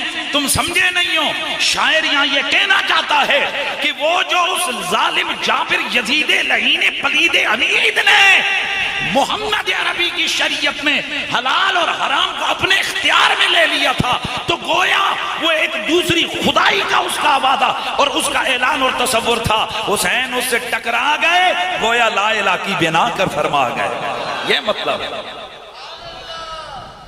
اچھا، تو میں عرض کر رہا تھا کہ یہ یزید پلید، اس نے عامر بن زبیر کو مدینے کا گورنر بنایا، اپنا چیف آفیسر مقرر کیا۔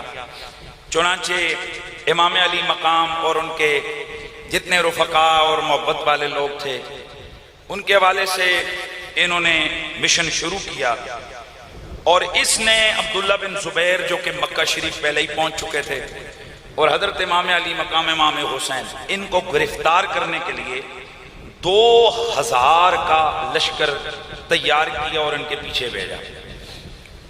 عبداللہ بن زبیر بھی مکے پہنچ گئے اور امام علی مقام بھی مکے پہنچ گئے۔ چنانچہ اس نے مکہ شریف کے باہر قیام کیا اور حضرت عبداللہ بن زبیر کی طرف پیغام بھیجا کہ آپ باہر آ جائیں، ایسا نہ ہو کہ میں اندر آؤں اور یہاں مکہ شریف میں خون ریزی ہو، اور آپ آ کر یزید کی بیعت کریں۔ حضرت عبداللہ بن زبیر رضی اللہ تعالیٰ عنہ نے ایک نوجوانوں کا دستہ بھیجا کہ جاؤ ذرا اس کو بتاؤ۔ انہوں نے باہر آ کر ان کے لشکر کو مار بگایا اور اس کو شکست دے دی۔ یوں حضرت عبداللہ بن زبیر، امام علی مقام، عبداللہ بن عباس، یہ سارے لوگ کہاں قیام فرما ہو گئے؟ بولیے، مکہ شریف۔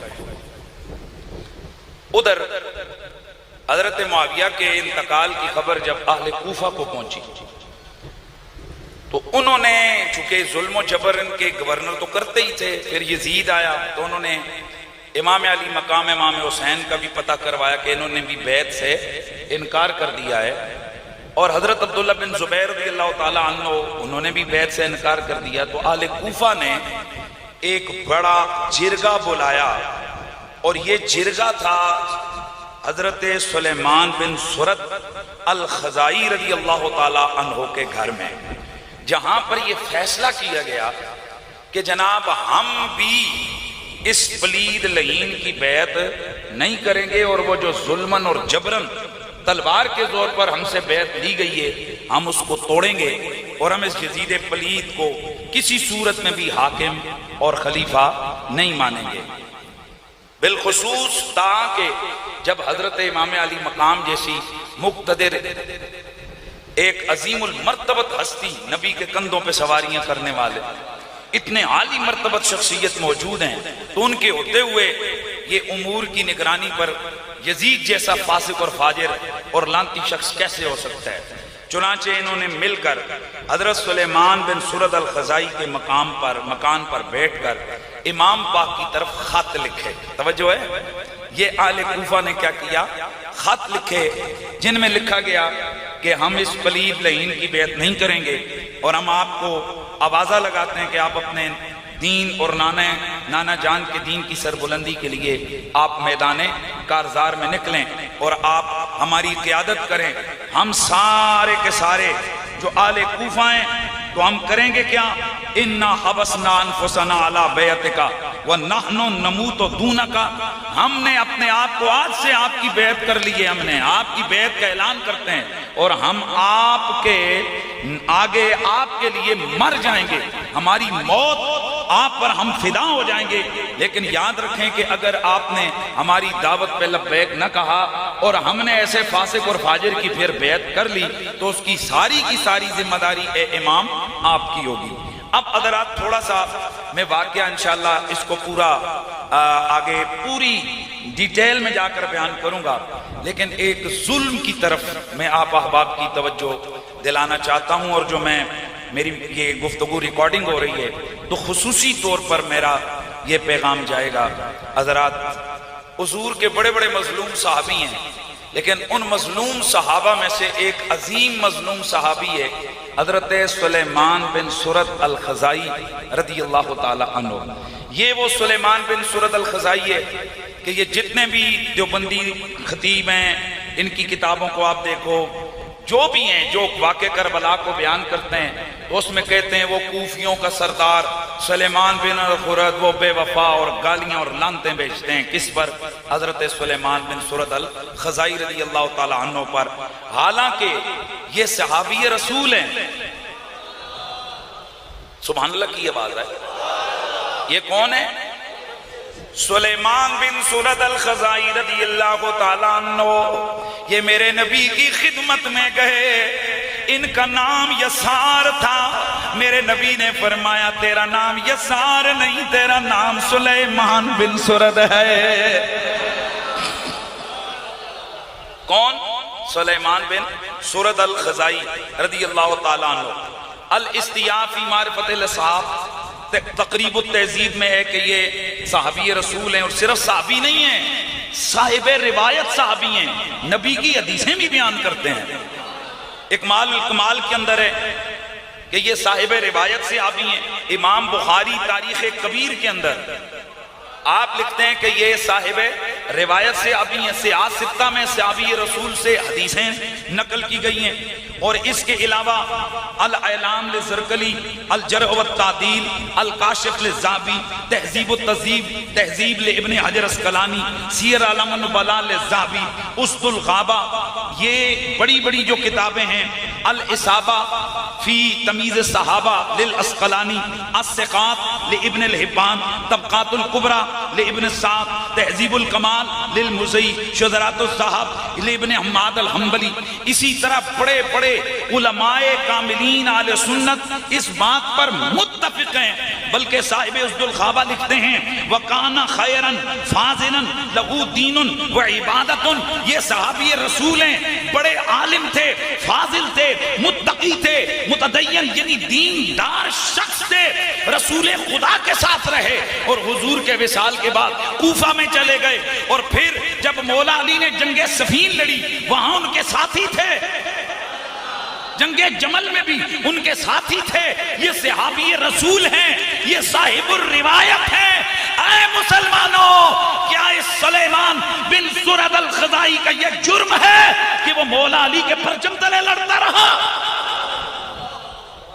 اس صحابی رسول کو واقع کربلا کی پاداش میں اس قدر گالیاں دی گئی ہیں۔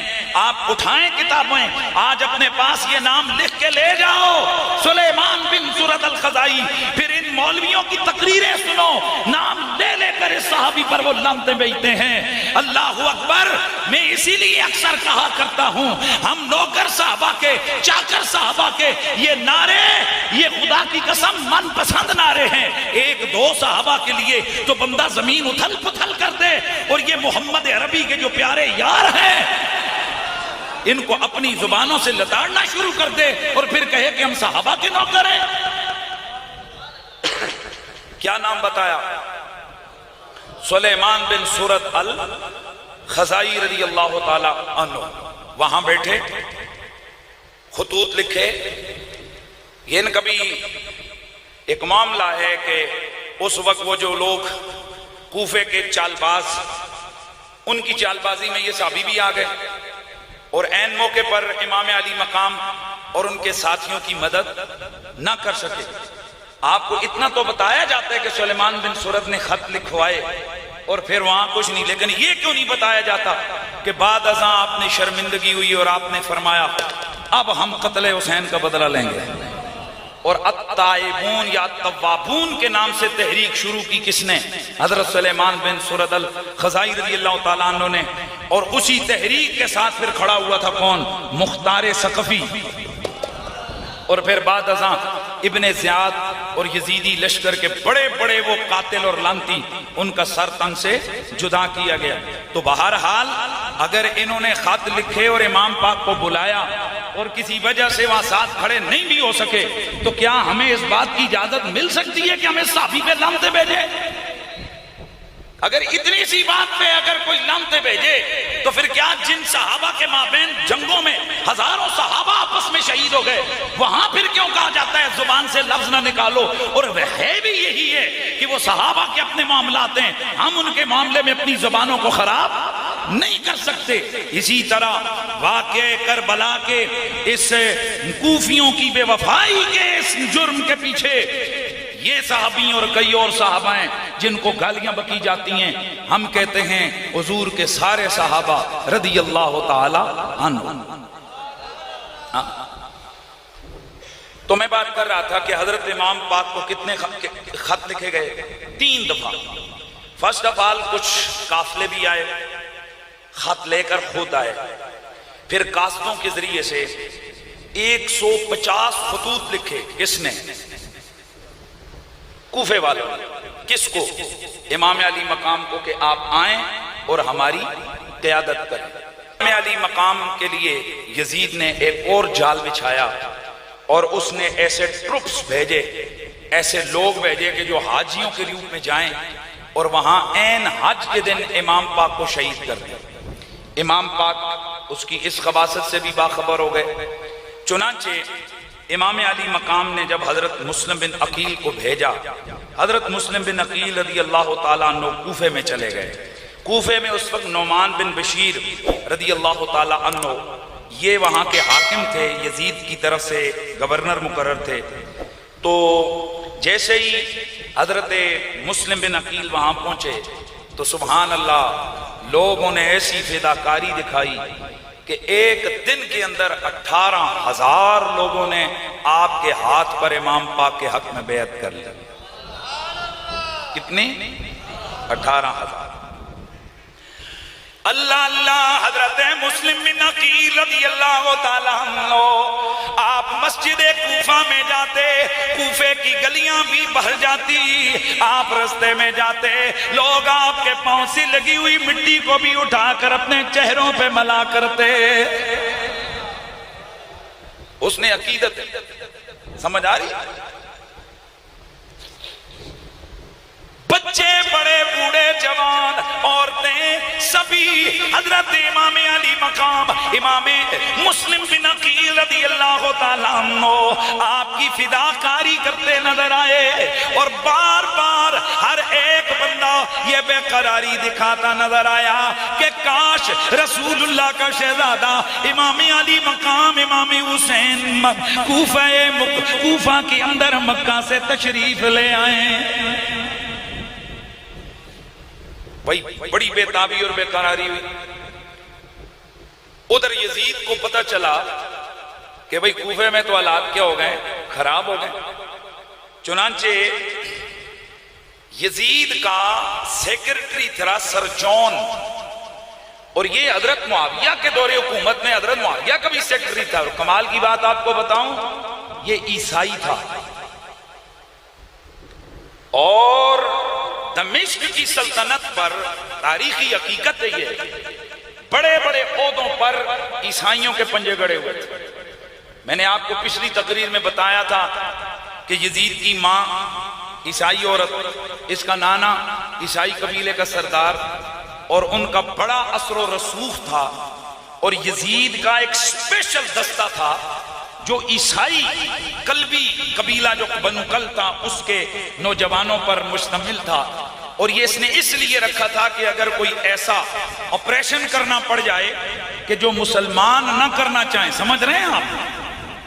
جیسے آج کل اگر کوئی ایسا خطرناک آپریشن جو کسی مسلمان کے خلاف کرنا ہو تو گورنمنٹ نے اپنے دستوں کے اندر کوئی عیسائی، کوئی مرزائی، کوئی یہودی رکھے ہوئے ہوتے ہیں، ان کو آگے کر دیا جاتا ہے۔ یہ آپ کے سامنے ہے، اس میں مجھے کوئی لمبی چوڑی دلیلیں دینے کی ضرورت نہیں ہے۔ جیسے ختم نبوت کے معاملات ہوئے تو چن چن کر ایسے لوگوں کو ڈپلائے کیا گیا کہ جن کا نظریہ دوسرا تھا، تاکہ وہ نہ ڈنڈا چلاتے ہوئے شرمائیں، نہ گولی چلاتے ہوئے شرمائیں، نہ آنسو گیس کا گولا پھینکتے ہوئے شرمائیں، کیونکہ مسلمان بڑا ہی گناہگار ہو پر جب وہ بندوق اٹھاتا ہے وہ اتنا ضرور سوچتا ہے میں کس پہ گولی چلا رہا ہوں۔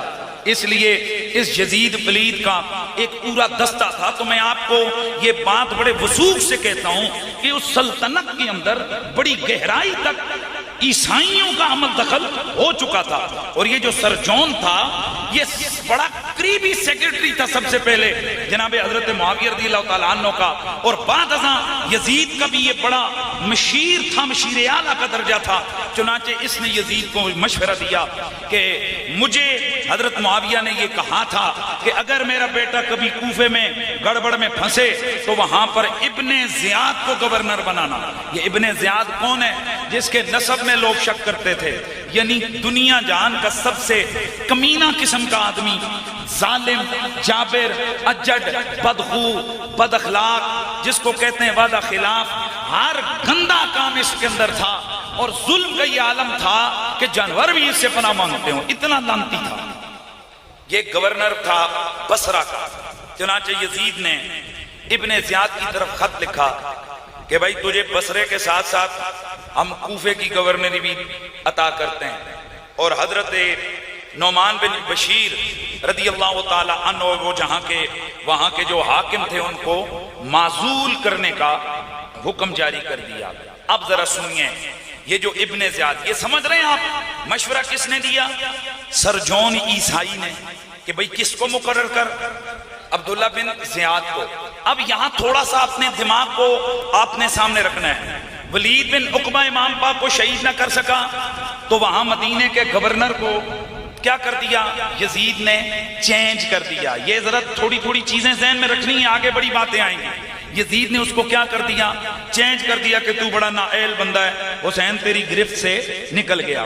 بعد ازاں مکے سے جب امام پاک نکلے تو مکے کے گورنر کو اس نے کیا کر دیا؟ چینج کر دیا کہ تم نے امام پاک کو قابو نہیں کیا۔ اب جب کوفے کے اندر امام مسلم بن عقیل نے جا کر وہاں بیعت لی، اور ظاہر نعمان بن بشیر صحابی ہیں، انہوں نے جان بوجھ کر ظاہر سختی نہیں فرمائی، وہ خاندان رسول کی عزت کو جانتے تھے۔ چنانچہ یزید پلید نے نعمان بن بشیر کو معطل کر کے وہاں کس کو نامزد کیا؟ ابن زیاد کو۔ یہ جو لوگ یزید کے چیلے چمچے، وہ کہتے ہیں یزید تو اہل بیت سے نہیں سختی کرنا چاہتا تھا، یہ ابن زیاد نے ان کو قتل کر دیا۔ اگر وہ نہیں کرنا چاہتا تھا تو یہ مسلسل گورنروں کو چینج کرنے کا کیا مطلب ہے؟ یہ سوچئے ذرا۔ اللہ اکبر۔ پھر چن کر کیا؟ ابن زیاد کو یزید پلید نے مقرر کیا۔ کہنے لگا ابن زیاد، میں تجھے اور بھی اپنا قریب کر لوں گا، جو تو چاہے گا تجھے دوں گا۔ یہ جو کوفے میں اٹھنے والی تحریک ہے، اسے تو ہی کچل سکتا ہے، میری طرف سے تجھے کھلی اجازت ہے۔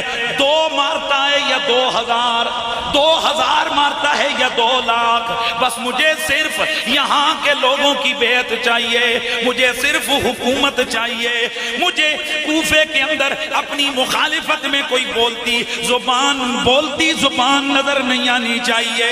دوستان گرامی، عبداللہ بن زیاد، عبیداللہ بن زیاد، یہ جو ابن زیاد ہے، اس نے کوفے کی طرف رخت سفر باندھا۔ اچھا، اب ادھر کوفے والے صبح و شام انتظار کر رہے ہیں۔ کیوں؟ کہ جب حضرت مسلم بن عقیل رضی اللہ تعالیٰ عنہ نے دیکھا کوفے والوں کی جان نثاریاں، حضرت مسلم بن عقیل رضی اللہ تعالیٰ عنہ نے امام علی مقام کی طرف یہ خط لکھ دیا، امام یہاں کے لوگ تو مجھ پر فدا ہو رہے گے، جب آپ آئیں گے تو منظر کیا ہوگا؟ تم میرے لیے اتنے جناب یہ ایکسائٹڈ ہیں، میرے لیے اتنے جذباتی ہیں، آپ آئیں گے تو پھر کیا ہوگا؟ لہذا آپ نے اپنا سارے کا سارا تجزیہ لکھ کر بھیجا کہ آپ جلد از جلد یہاں کوفہ میں تشریف لے آئیں، اس لیے کہ آپ آئیں گے تو یزید کی اس باطل حکومت کے خلاف یہاں سے آواز اٹھے گی۔ چنانچہ حضرت مسلم بن عقیل نے بڑے بڑے جو واقعات تھے وہ بھی لکھ کر خط روانہ کر دیا۔ ادھر جیسے ہی قاصد روانہ ہو گیا، ادھر کچھ دنوں کے بعد ابن زیاد کوفہ کے اندر وارد ہوا، لیکن جب یہ کوفے میں داخل ہوا تو اس کی حالت یہ تھی کہ اس نے اپنے چہرے پر نقاب رکھا ہوا تھا۔ لوگوں نے دیکھا ایک قافلہ آ رہا ہے، یہ جان بوجھ کر اس طرف سے شہر میں داخل ہوا کہ جو راستہ مکہ المکرمہ سے آتا تھا، یہ جیسے ہی آیا اس نے چہرے پہ نقاب رکھا، لوگ سمجھے رسول خدا کا شہزادہ آ رہا ہے۔ لوگوں نے جناب استقبال کیا، السلام علیکہ یا ابن رسول اللہ، او نعرے لگا رہے ہیں، کوئی اس کے گھوڑے کو ہاتھ لگا کر چوم رہا ہے۔ اس نے اپنا چپکے سے جناب گھوڑا چلاتے چلاتے چلاتے یہ سیدھا دارالامارت کی طرف بڑھا۔ جیسے ہی دارالامارت میں پہنچا وہاں نعمان بن بشیر تھے، اس نے آواز لگائی، اس نے کہا میں ابن زیاد ہوں، دروازہ کھولیے۔ تب لوگوں کو پتا چلا یہ تو یزید کمینے کا گورنر ہے، امام پاک تو نہیں ہے۔ ابن زیاد گیا، اس نے جا کر سب سے پہلے حضرت نعمان بن بشیر کی سرزنش کی، انہیں کہا کہ آپ نے ڈھیلا چھوڑا ہوا ہے۔ حضرت نعمان بن بشیر بولے، آپ نے فرمایا ابن زیاد تو ہی بتا میں حضور کے خاندان سے کیسے سختی سے نبٹ سکتا ہوں؟ یہ غصے میں آیا، کہنے لگا میری تلوار دیکھ اور تلوار کی دھار دیکھ اور پھر حرکتیں، میں بتاتا ہوں کہ میں ان کے ساتھ کیا کرتا ہوں۔ چنانچہ یہ رات کو وہاں رہا۔ اگلا دن آیا، ابن زیاد نے لوگوں کو جمع کیا، اور جمع کر کے اس نے بڑی سخت تقریر کی، لوگوں کو ڈرایا، کہنے لگا دیکھو یہ مسلم بن عقیل آئے، یہ تمہیں حاکم وقت کے خلاف بھڑکا رہا ہے، میرے پیچھے پیچھے یزید کی فوجیں آ رہی ہیں، اور اگر تم نے کوئی یہاں گڑبڑ کی تو پھر تمہاری نسلیں مٹا کے رکھ دوں گا۔ اس نے دھمکیاں دی، کوفے کے لوگ ڈر گئے۔ ادھر مسلم بن عقیل کو خبر ہوئی کہ جناب یہ ابن زیاد آ گیا ہے، تو جناب حضرت مسلم بن عقیل اس سے پہلے کہ کوئی اور پیش بندی کرتے، اس ابن زیاد نے اس شہر کے بڑے بڑے جو خاندانوں کے سردار تھے ان کو، اس نے 50 کے قریب لوگوں کو اس نے مشاورت کے حوالے سے دعوت دے کر دارالامارت میں بلا لیا۔ ادھر جیسے یہ 50 لوگ اندر آئے تو حضرت مسلم بن عقیل رضی اللہ تعالیٰ عنہ وہ اپنے اللہ کی عبادت میں مشغول، جہاں ان کا قیام تھا وہاں پر موجود تھے۔ ادھر اس نے ان کو بلا کر دھمکایا کہ دیکھو جاؤ اپنے اپنے قبیلوں کو بتاؤ کہ اگر تم نے یزید کے خلاف آواز اٹھائی تو تمہارے خلاف بہت سخت اقدام میں کروں گا۔ چنانچہ اس نے ایسی ہوا اور فضا کھڑی کر دی کہ وہ لوگ کہ جو کل مارنے کے لیے وعدے اور قسمیں اٹھا رہے تھے، آہستہ آہستہ امام مسلم بن عقیل کا ساتھ چھوڑنے لگے۔ امام پاک کو سمجھ آئی تو آپ ہانی بن عروہ جو کہ ایک بہت بڑے سردار تھے وہاں قبیلے کے، ان کے گھر میں تشریف لے گئے، اور یہ اہل بیت سے محبت بھی کرتے تھے۔ ہانی بن عروہ یہ بیمار ہوئے تو ابن زیاد ان کی عیادت کے لیے آیا، اور اس کو نہیں پتا تھا کہ امام پاک اندر ہیں، کیونکہ امام پاک نے اپنے آپ کو روپوش فرما لیا حکمت کے تقاضے کے تحت۔ حضرت ہانی بن عروہ آپ نے حضرت مسلم بن عقیل کو بتایا کہ آج شام کو وہ پلید میری عیادت کے لیے آ رہا ہے، تو اگر وہ بیٹھا ہوا ہو تو آپ چاہیں تو پیچھے سے آ کر اچانک اس کو قتل کر سکتے ہیں۔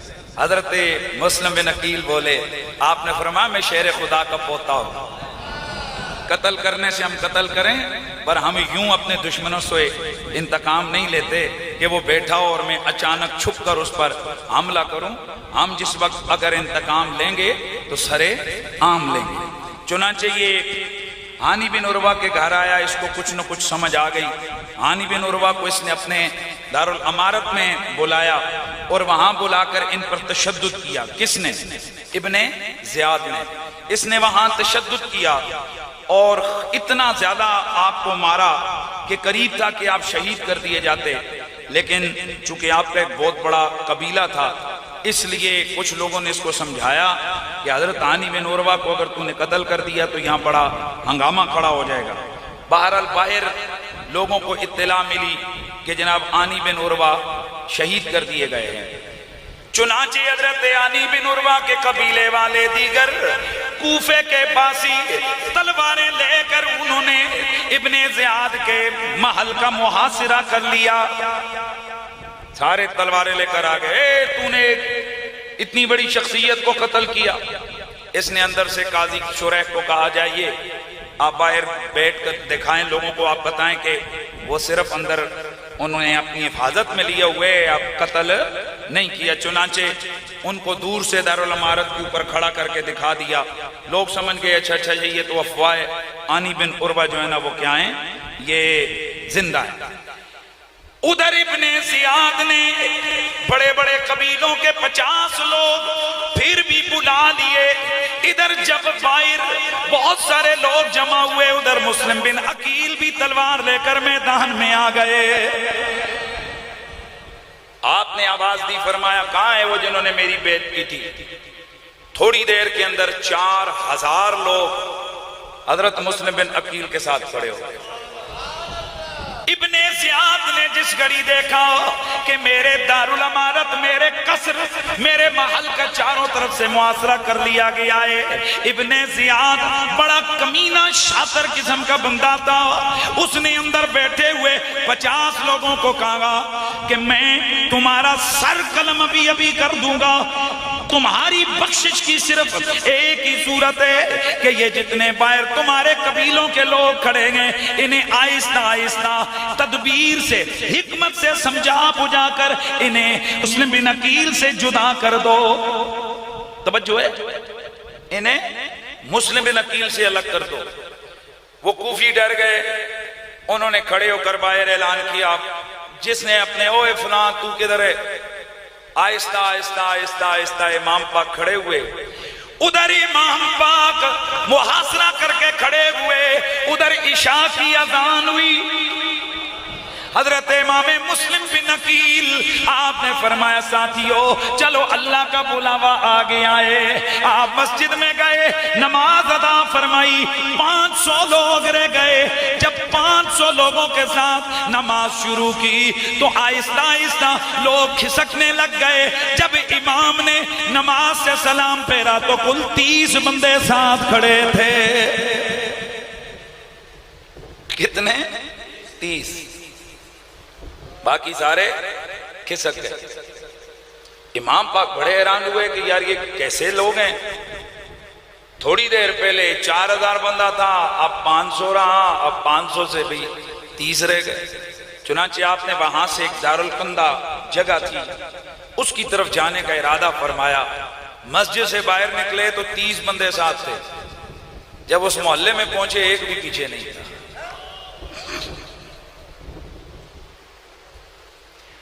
ادھر ابن زیاد کے کرندے جگہ جگہ پر پھر کر اعلان کرنے لگ گئے کہ مسلم بن عقیل کو اگر کسی نے پناہ دی اس کا گھر جلا دیا جائے گا, اس کے بچوں کو قتل کر دیا جائے گا, اس کو ہمیشہ کے لیے عبرت کا نشانہ بنایا جائے گا.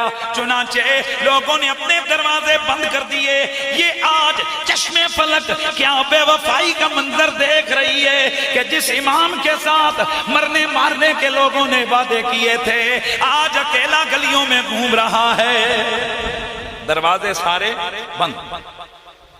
چنانچہ حضرت مسلم بن عقیل ایک دروازے پہ دستک دی. وہ ایک توعا نام کی خاتون کا گھر تھا. اس نے دیکھا کون ہے, آپ نے فرمایا پانی تو پلا دو, میں ایک مسافر ہوں. وہ عورت کہنے لگی پانی پلانا یہ تو ہر مسلمان کی شان ہے, لیجئے پانی پیجئے, اور ہمیں حکومت کی طرف سے حکم ہے کہ کوئی مسلم بن عقیل نام کا بندہ گھر میں نہ آ جائے. آپ چلیے, میں نے دروازہ بند کرنا ہے. حضرت مسلم بن عقیل نے فرمایا وہ تو میں ہی ہوں, لیکن جب آپ کے چہرے پر نورانیت دیکھی, آپ کا ہاشمی وقار اور وجاہت دیکھی, بڑی نیک خاتون تھی. کہنے لگی آپ کا جرم کیا ہے کہ یہ لوگ آپ کے پیچھے پڑے ہوئے ہیں. حضرت امام مسلم بن عقیل نے اپنا تعارف کروایا, فرمایا میں ابو طالب کا پوتا ہوں, رسول اللہ ابو طالب کے بھتیجے لگتے ہیں. میں رسول اللہ کے چچا زاد کا بیٹا ہوں, تو اس لیے میں تو آیا تھا. امام آپ نے بات بتائی. اس عورت نے کہا چلیے پھر میرا دروازہ آپ کے لیے کھلا ہے. اندر بلا کے چھپا دیا. ادھر امام پاک کی, امام مسلم بن عقیل کی تلاش شروع ہو گئی. یہ چیزیں میں مختلف تاریخ حدیث کی کتابوں سے اکٹھی کر کے آپ کے سامنے رکھا ہوں. امام مسلم بن عقیل کی تلاش شروع ہو گئی. ادھر محمد بن اشس نام کا بندہ جو ابن زیاد کا نمبر 2 ہے, پولیس کا انچارج ہے, محمد بن اشس کو ابن زیاد نے مقرر کیا کہ تم نے مسلم بن عقیل کو ڈھونڈ کر میرے دربار میں پیش کرنا ہے. جاسوس پورے شہر میں دوڑنے لگے, ڈھونڈنے لگے. ایک بڑے انعام کا اعلان ہو گیا. ان ڈھونڈنے والوں میں استوا نام کا استوا نامی عورت کا بلال نام کا بیٹا بھی شامل ہو گیا. شام کو تھکا ہوا گھر آیا. ماں نے پوچھا کدھر آئے ہو, کدھر جانے کا ارادہ ہے؟ کہنے لگا بس ایک بندے کو ڈھونڈنا ہے, بڑا انعام مل جائے گا. غور کریں آپ. ماں نے سمجھایا بیٹا وہ تو بڑے شریف خاندان کے لوگ ہیں, آپ ان کو ڈھونڈ رہے ہو. پھر تھوڑی دیر بعد ماں جب اندر جاتی کچھ چیز لے کر, تو اس نے پوچھا ماں اندر کون ہے؟ ماں نے بتا دیا قسم لے کر بیٹا میں نے ان کو چھپایا ہوا ہے, حضور کی قرابت کی وجہ سے مسافر ہیں، یہ تھوڑا ادھر رکیں گے اور پھر تشریف لے جائیں گے، تو نے کسی کو بتانا نہیں۔ اللہ اکبر، یہ لالچ بڑی بری بلا ہوتی ہے۔ لوگ چند ٹکوں کے لیے اپنا دین ایمان بیچ دیتے گئے۔ یہ بلال نامی وہ لڑکا وہاں سے نکلا، جا کر محمد بن اشعث کو خبر تھی کہ میرے گھر میں مسلم بن عقیل چھپے ہوئے گئے۔ چنانچہ ابن زیاد تک خبر پہنچی۔ ابن زیاد نے محمد بن اشعث کو 70 آدمیوں کا دستہ دے کر حضرت مسلم بن عقیل کو گرفتار کرنے کے لیے بھیج دیا۔ انہوں نے آ کر گھر کا محاصرہ کر لیا، باہر سے آوازیں لگائیں محمد بن اشعث نے، نکلو باہر مسلم بن عقیل، اب تمہاری بخشش کی بچت کی کوئی راہ نہیں ہے۔ مولا علی کا پوتا تھا، آپ نے فرمایا مجھے گرفتار کرو گے لیکن ایسے نہیں۔ آپ نے مقابلہ کیا، کئیوں کو واصل جہنم کیا اور کئی زخمی ہوئے، آپ خود بھی زخمی ہوئے لیکن گرفتاری نہ دی، چھت پہ چڑھ گئے۔ محمد بن اشعث نے وعدہ کیا کہ میں تمہیں امان دیتا ہوں، آپ نیچے اترو۔ حضرت زیادہ زخمی ہو چکے تھے، چنانچہ اس نے ان کو گرفتار کیا اور گرفتار کر کے ابن زیاد کے دربار میں پیش کر دیا۔ ابن زیاد نے جس گھڑی حضرت مسلم بن عقیل رضی اللہ تعالیٰ عنہ کو دیکھا تو اس سے پہلے کا ایک واقعہ ذرا سن لیجئے کہ امام مسلم بن عقیل جیسے ہی گرفتار ہوئے تو آپ ہچکیاں بھر بھر کے رونے لگ گئے۔ محمد بن اشعث نے جب امام مسلم بن عقیل کو آنسو بہاتے دیکھا وہ حیران رہ گیا، کہنے لگا جہاں تک میں نے ہاشمیوں کی تاریخ سنی ہے، ہاشمی تو بڑے بڑے مارکوں میں آنسو نہیں بہایا کرتے، وہ تو ہاشمی خاندان کا بندہ مولا علی کا بھتیجا ہے اور تو اتنا آنسو بہا رہا ہے، حالانکہ تھوڑی دیر پہلے شیروں کی طرح لڑ رہا تھا، اب یہ تیرے آنسو بہنے کا کچھ مجھے مطلب نہیں سمجھ آ رہا۔ اللہ اکبر۔ حضرت سیدنا امام مسلم بن عقیل نے اس محمد بن اشعث کو کہا، آپ نے فرمایا محمد بن اشعث واقعی ہماری رگوں میں ہاشمی خون ہے، ہم یہاں کسی صورت میں بھی دشمن کے سامنے گڑ گڑایا نہیں کرتے، لیکن اب معاملہ جان کا نہیں، اب معاملہ میرے عشق کا آن پہنچا ہے۔ کہنے لگا محمد مسلم بن عقیل وجہ بتاؤ، یہ رو کیوں رہے ہو؟ آپ نے فرمایا میں نے کوفے والوں کی یہ بے وفائی دیکھی ہے اور مجھے افسوس یہ ہے کہ میں امام علی مقام کی طرف خط لکھ چکا ہوں کہ آپ کوفے میں تشریف لے آئیں، یہاں کے لوگ بڑے باوفا بڑے جانثار ہیں، اب اگر امام تک میرا خط پہنچ گیا اور وہ بھی تشریف لے آئے تو میں اس تصور سے کانپتا ہوں کہ ان کے ساتھ بھی یوں ہی بے وفائی ہو گئی، تو امام تو اکیلے نہیں، ان کے بچے بھی ان کے ساتھ ہیں، ان کا سارا خاندان بھی ان کے ساتھ ہے، میں تو حضرت شہزادہ مصطفیٰ کے لیے رو رہا ہوں کہ میری تو کوئی بات نہیں ہے، ان کے ساتھ کیا کیا جائے گا۔ حضرت مسلم بن عقیل نے فرمایا او محمد بن اشعث تو تھوڑا سا میرے سے ایک چیز کا وعدہ کر، تو ایک خط لکھے گا کہ امام علی مقام یہاں کوفے میں تشریف نہ لے کے آئیں۔ اس نے وعدہ کر لیے چلو ٹھیک ہے میں کوشش کروں گا کہ میں خط لکھ کر حضرت امام علی مقام کو منع کر دوں کہ وہ کوفے نہ آئیں۔ چنانچہ جیسے ہی لے کر گئے دارالامارت میں مسلم بن عقیل کو لے کر جب گیا وہ محمد بن اشعث تو ابن زیاد نے بڑی بدتمیزی کی، آپ کے چہرے پہ تھپڑ مارے اور آپ کے ساتھ زیادتی کی۔ محمد بن اشعث آگے بڑھا، کہنے لگا میں نے ان کو امان دی ہے، اس نے گالیاں دے کر کہا کس بات کی امان؟ تو کون ہوتا ہے امان دینے والا؟ میں نے تو تجھے گرفتار کرنے کے لیے بھیجا تھا، تو امان دیتا پھرتا ہے؟ اسے اپنی جان کے لالے پڑ گئے، چپ ہو گیا۔ امام پاک کو زنجیروں میں جکڑ دیا گیا۔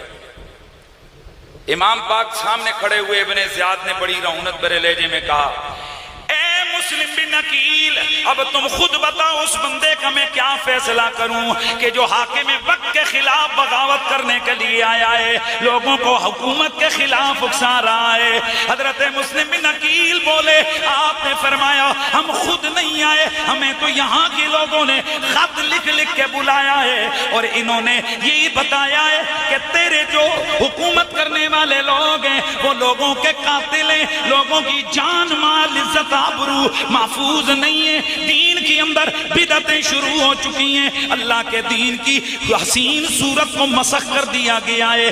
اس لیے ہم رسول اللہ کا خاندان ہے، ہمارا یہ حق بنتا ہے کہ اللہ کے نبی کے دین کی سربلندی کے لیے کوئی بڑی سے بڑی طاقت بھی ہو اس سے بھی ٹکرا جائیں۔ ہم باغی نہیں ہیں، ہم تو رسول خدا کے دین کے خلاف یہ جو سازشیں ہو رہی ہیں یزید کی صورت میں، اور تم لوگ جس کو دل کرتے ہو پکڑ کے قتل کر دیتے ہو، یہ کون سا قانون ہے؟ اس ظلم اور جبر کی حکومت کے خلاف آواز اٹھانا یہ ہمارا فرض بنتا ہے، ہم اس لیے کھڑے ہوئے۔ چنانچہ ابن زیاد کو غصہ آ گیا، اس نے حکم دیا تو حضرت سیدنا امام مسلم بن عقیل رضی اللہ تعالی عنہ کو اسی طرح بیڑیوں میں جکڑ کر دارالامارت کی چھت پہ لے جایا گیا، وہاں پر کھڑا کر کے آپ کا سر انور تن سے جدا کر کے آپ کے دھڑ کو نیچے پھینکا گیا، آپ کے سر انور کو بھی نیچے پھینکا گیا۔ یہ دیکھ کر وہ جو کوفے کے لوگ تھے وہ اور بھی ڈر گئے۔ تھوڑی دیر کے بعد حضرت ہانی بن عروہ رضی اللہ تعالی عنہ کو بھی شہید کر دیا گیا۔ پھر یہ ابن زیاد یہ ایک بڑے اجتماع میں کھڑے ہو کر اس نے اعلان کیا، سن لو جو کوئی بھی بندہ یزید کے خلاف آواز نکالے گا اس کا حال یہی کر دوں گا۔ چنانچہ اس نے یہ دونوں سر حضرت ہانی بن عروہ اور حضرت مسلم بن عقیل رضی اللہ تعالیٰ عنہ ان دونوں کے سروں کو یزید پلید کے دربار میں بھیج دیا۔ ادھر امام علی مقام کو جب حضرت مسلم بن عقیل کا خط ملا اور دوسری طرف وہ اطلاعات بھی تھیں کہ ٹارگٹ کلنگ ہو جائے گی، یہاں یزید کے بھیجے ہوئے جاسوس اور قاتل وہ مکہ مکرمہ میں پہنچ چکے ہیں۔ امام پاک نے یہی مناسب سمجھا، کچھ لوگوں سے آپ نے مشورہ کیا، بعض لوگوں نے آپ کو مشورہ دیا جس پر آپ نے تھوڑی دیر کے لیے ارادہ ترک کر دیا، لیکن ایک رات کو آپ سوئے، خواب میں رسول خدا کی زیارت نصیب ہوئی۔ حضرت عبداللہ بن جعفر رضی اللہ تعالیٰ عنہ جو آپ کے چچا زاد بھائی تھے وہ آئے اور انہوں نے آ کر انہیں سمجھایا۔ امام پاک نے فرمایا نہیں، انہوں نے بڑی کوشش کی، چنانچہ امام علی مقام نے بالآخر ایک واضح طور پر اپنا دو ٹوک فیصلہ سنایا۔ آپ نے فرمایا سن لو عبداللہ بن جعفر، ویسے تمہیں کسی نہ کسی کے مشورے پہ عمل کر دیتا، لیکن آج اللہ کے نبی خواب میں آئے ہیں، انہوں نے خواب میں جو مجھے حکم دیا ہے اب حسین وہی کرے گا جو نانا کا حکم ملا ہوا ہے۔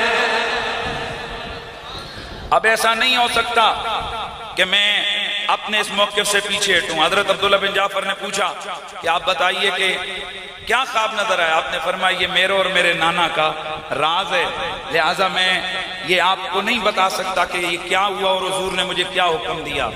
چنانچہ حضرت عبداللہ بن عباس، حضرت عبداللہ بن مطیع اور دیگر لوگوں کے مشورے کے باوجود حضرت امام علی مقام نے اپنے ساتھیوں کو پوچھ کر ارشاد فرمایا، اللہ 8 ذی الحجہ اور بعض روایتوں کے مطابق 3 ذی الحجہ ہے، امام علی مقام آپ اپنے ساتھیوں کی ہمراہی میں، اپنے گھر والوں کی ہمراہی میں آپ نے کعبۃ اللہ کو آخری سلام کیا، مکہ المکرمہ کو الوداع کیا اور اللہ کے نبی کا نواسہ جانب کوفہ روانہ ہو گیا۔ آپ جانب کوفہ روانہ ہو گئے، کون بولیے؟ حضرت سیدنا امام علی مقام امام حسین علیہ السلام۔ ادھر ایک روایت اور ملتی ہے اور یہ بڑی خاص میں چاہ رہا تھا یہ روایت سناؤں. امام مسلم بن عقیل نے شہادت سے پہلے عمرو بن سعد وہاں موجود تھا. آپ نے اسے فرمایا کہ یار تمہاری ہماری رشتہ داری ہے، اس وقت جو لوگ موجود ہیں تو کچھ ہماری رشتہ داری تمہارے ساتھ ہے، میرے سے وعدہ کرو ایک وصیت کرتا ہوں. کہا جی کیا وصیت ہے؟ آپ نے فرمایا میں نے کوفے آ کر فلاں بندے سے 700 درہم قرضہ لیا تھا، تم میرے رشتہ داروں میں چاہتا ہوں کہ تم میری طرف سے وہ قرضہ ادا کر دو، بعد میں تم بھائیوں کو بتا دینا وہ ان سے قرضہ وصول کر لینا. میں یہ داغ لے کے نہیں جانا چاہتا کہ امام علی مقام کا نمائندہ کوفے میں آیا تھا اور بندے سے 700 درہم پیسے لیے تھے اور جناب وہ دنیا سے چلا گیا اور پیچھے کوئی کہتا پھرے کہ 700 درہموں کا قرضہ ان کے ذمہ تھا. چنانچہ اس نے وعدہ کیا ٹھیک ہے میں یہ قرضہ لوٹا دوں گا. کہا دوسری وصیت پھر وہی بات کی، یہ ہے امام پاک کی طرف خط لکھ کر ان کو منع کر دو کہ آپ کوفہ تشریف نہ لائیں. ابن زیاد نے کہا چلو ٹھیک ہے ابن سعد ایک وصیت تو تم اس کی پوری کر دو، قرضہ ادا کر دو، لیکن دوسری یہ جب تک امیر یزید کوئی اس پہ فیصلہ نہیں کرتا اس وقت تک تم اس حوالے سے کوئی فیصلہ نہیں کر سکتے. چنانچہ یزید کی طرف جب پیغام بھیجا گیا تو یزید نے بڑا سٹرکٹ آرڈر بھیجا ابن زیاد کی طرف کہ دیکھو حسین کا پتہ چلا ہے کہ وہ کعبہ مکہ شریف کو چھوڑ کر وہ کوفے کی طرف آ رہا ہے، میرا ایک ہی سٹیٹ فارورڈ آرڈر ہے، یا تو میری بیعت کرواؤ یا اس کا سر کاٹ کر میرے پاس بھیج دو. یہ سیدھی واضح طور پر سٹرکٹلی ہدایات تھی کس کی طرف سے؟ یزید کی طرف سے. کس کو؟ ابن زیاد کو. ادھر امام علی مقام امام حسین علیہ السلام نے آخری سلام کیا کعبۃ اللہ. دوستان گرامی میں اس بارے میں کیا بتاؤں کہ حاجی احرام باندھ کر حج کرنے جا رہے ہیں اور جنہوں نے لوگوں کو حج کا سلیقہ بتایا، آج جو دین لے کر آئے، آج ان کا نواسہ حرم شریف سے احرام کھول کر حرم شریف سے باہر جا رہا ہے. یہ بھی ایک ظلموں میں سے بڑا ظلم ہے اور آزمائشوں میں سے ایک بڑی آزمائش ہے. امام علی مقام امام حسین علیہ السلام آپ اپنے ساتھیوں کے ساتھ مکہ شریف سے نکلے جانب کوفہ، اور ادھر یزیدی فوج نے ایک اسٹریٹجی اور پلان بنایا. وہ تفصیل کیا ہے انشاءاللہ اگلا جمعۃ المبارک کو اس سے آگے ہم لے کر چلیں گے. اور یہ وہ چیزیں ہیں کہ جو میں آپ کے سامنے عرض کروں کہ جو بڑی گہری تحقیق کے بعد 20 روایتوں کو چھان پٹک کے، یہ نہیں ہوتا کہ سیدھی سٹوری ہوتی ہے ہم آپ کو سنا دیتے ہیں، کئی چیزوں کو دیکھ بھال کر ڈیٹوں کو چیک کر کے پھر اس میں سے فیصلہ کن چیزیں تلاش کر کے جو اپنے ذہن میں ہم سمجھتے ہیں کہ یہ بالکل فائنل چیز ہے وہ آپ کے سامنے بیان کی جا رہی ہیں. اللہ تعالیٰ ہم سب کا آنا قبول فرمائے. انشاءاللہ اگلا جمعۃ المبارک کو یہاں سے آگے اور پھر آگے واقع کربلا کا جو اگلا خونی منظر ہے وہ اس کے بیچ میں آ جائے گا. اللہ تعالیٰ میرا اور آپ کا آنا اپنی بارگاہ میں قبول